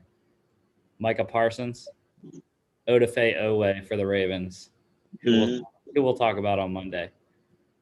But yeah, like I said, I don't think Azeez is going to get double digits. I think 8.5 sacks this year. It's a good number for him. Yeah, solid start to a career. But that is all our NFC East predictions. So, wait, we didn't go into fantasy for the Giants. Oh, forgot about that. Way to keep me on track, Chris. Anytime. Well, we're not touching Daniel Jones. Nope. So that's out of the picture. We'll move on real quick. We already sort of talked about Saquon. Both of us aren't taking him. I would take him if he falls to second or third, but I'm not taking him with my first pick. Mm-hmm. He will get taken by someone, and that someone will either be crazy and take him really high, or someone will get a steal like you and I. Look at that. I rhymed. 3 times. It does not stop, Chris. But receivers-wise, I'm not so sure. I mean, I would draft Kenny Golladay for sure. Just not sure on how high I'd go with the inconsistency of Daniel Jones. Yeah. I mean, I would consider drafting him as like a low tier 1, but I would probably prefer him being my wide receiver 2. Yeah. But again, if the options are limited and like I didn't get a receiver yet, I would probably go for him. I know he probably won't drop that this far, but my sweet spot for Galladay is probably sixth or seventh round. That's really far down. I know, but I was thinking more like fourth round for him, but yeah. I mean, you know me. I always go running backs first anyways. Uh-huh. I don't value receivers. The tight ends, yeah, and there's no other. Yeah, Sterling Shepard will get drafted, I believe. Actually, I think the top 4 Giants receivers will get drafted by some people. I don't know about Tony, but Sterling Shepard, Darius Slayton, and Kadarius Toney, I think all get drafted. I don't know. I mean, I have Slayton. I think I still have him on our Dynasty League. And I used to have Shepard, but I think I dropped him. But yeah, I think that they can all have a role, but none bigger than Galladay, obviously. Yeah. Tight end, Evan Ingram, top 5 tight end. I'm still unsure of who that third one is, which, I mean, we can talk about it now. We're going to have a fantasy show later on, closer to the season, but you have Kelsey and Kittle, and Ertz used to be that third tight end. Now he's not. Now I think there's just a cluster of guys that are vying to be that third guy. Yeah, I mean, yeah, Kittle and Kelsey are in their own league, but when you talk about the best of the rest, I don't know. Maybe it's because I've had him on my team for however long now, but Mark Andrews is one of my favorites. Yeah, that's who I knew you were going to say him. I don't disagree. I just think I don't know if it has turned into a spot where there isn't a top 3. It's just those 2, and then there's the next guys. And then there's 2 other guys, though, that now I don't think they have much. Well, they might still have fantasy value, but not as much. But the 2 guys that the Patriots signed, Hunter Henry and Jonnu Smith, they were both up there too. But now that they're on the same team, they're going to be sharing catches and stuff. So they're not going to be as high in fantasy. Yeah. Defensively, just like the Eagles, I'm not touching the Giants' defense. Nope. So. Nope. Again, they're a team, though, that I think they're good enough that if I needed a defense for a week, I would pick them up. But no, I wouldn't draft them. Definitely not as my starter, and I don't think I'd draft them as my backup defense either. I mean, they definitely did play well down the stretch last year, but we'll have to see. And once again, like I said before, this is one of the best divisions for kickers. Graham Gano came in last year, first year with the Giants. Solid, consistent, missed a couple game-winning kicks. But other than that, Graham Gano is usually pretty efficient and worth being on a roster. All right, so now that we got the fantasy out of the way, though, what's your how does your division look? So 4th is New York Giants at 6-11. Second or third, is the Philadelphia Eagles at 9-8. They're 3-3 in the division. That's what makes them third place. Second is the Washington football team, also at 9-8.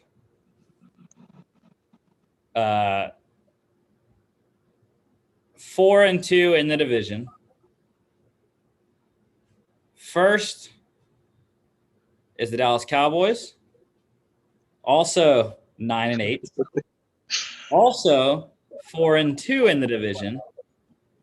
But what separates the Cowboys from Washington is conference record, which is the second tiebreaker. Cowboys 7-5 in conference. Washington 6-6. Do you think that in your scenario, do you think Washington makes the playoffs? Probably, yeah. But what about the Eagles? You don't think they do? It would be tough to have 2 9-8 teams. Yeah, I'm trying to remember who the 6th seed was last year, but I think they had like 10 wins. It was the Rams. Oh yeah, I believe. yeah, because Bucks were 5. Yeah. Yeah. And the Bears were 7. Yeah. Not 10-6 for the Rams, I believe. Yeah, so that would mean that they wouldn't get the Eagles wouldn't get in the playoffs in that scenario. But that extra game is going to really shake up a lot of things, I think. But yeah, so my record is almost the same as yours.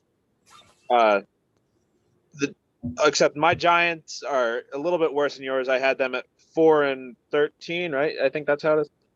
Yeah, 4-13. They play 17 games. Yeah, so 4-13, at the bottom of the barrel, fighting for that first or the number 1 overall pick, but I think 4 wins is too much for the first pick.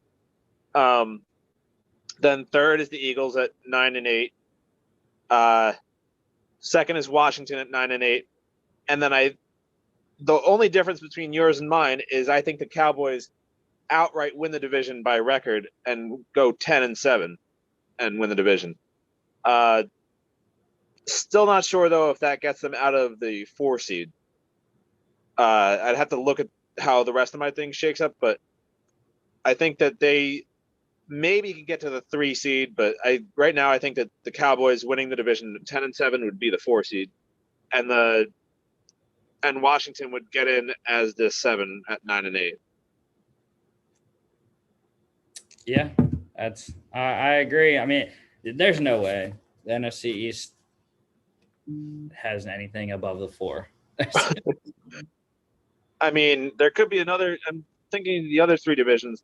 There's no. I The could only honestly one is the NFC North. Yeah. If Aaron isn't there, Even if he is though, there's been times where they were 9-7 and won the division. they've gone 13-3 the last 2 years. Fair.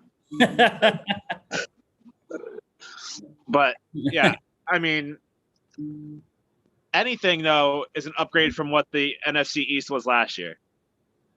Our record predictions for this year are far and away an improvement on all the teams. Yeah. I mean, last year we didn't expect Dak, I think. Yeah, but even if Dak played though, I don't think they would have been that much better.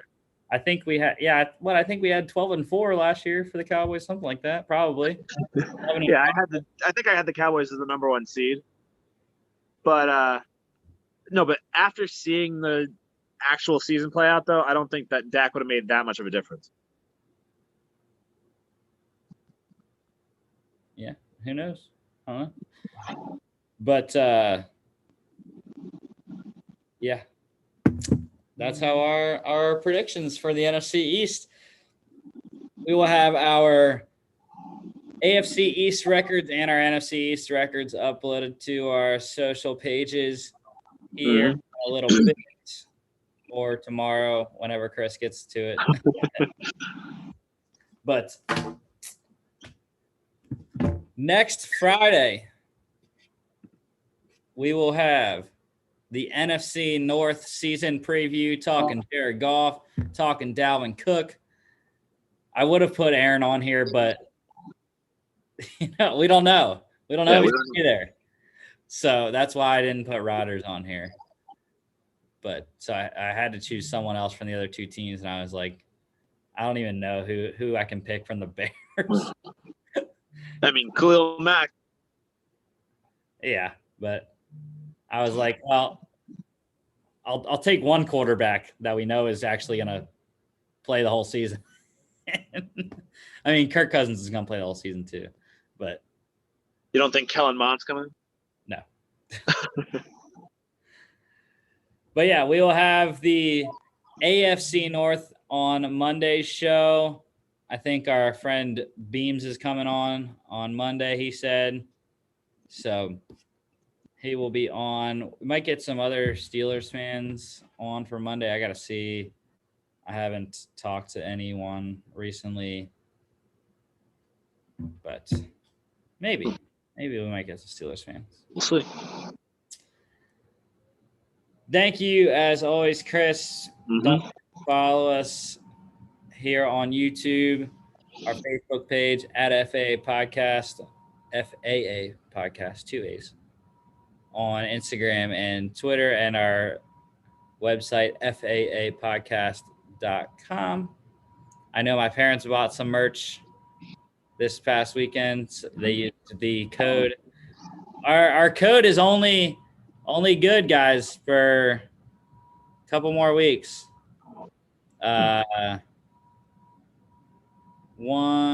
Actually, it's only good for about 8 more days. It is good until July 5th. Just for a refresher, Rusty B-Day, all caps. That is your 20% off code. So. Yeah, I might have to pick up one of those. I'm not sure which one I want. I might get the 4th of July one, or I might get the military one. But I want one of those T-shirts. I'm probably going to pick up one of those T-shirts. All right, man. A little bit longer show today, but it was a good time.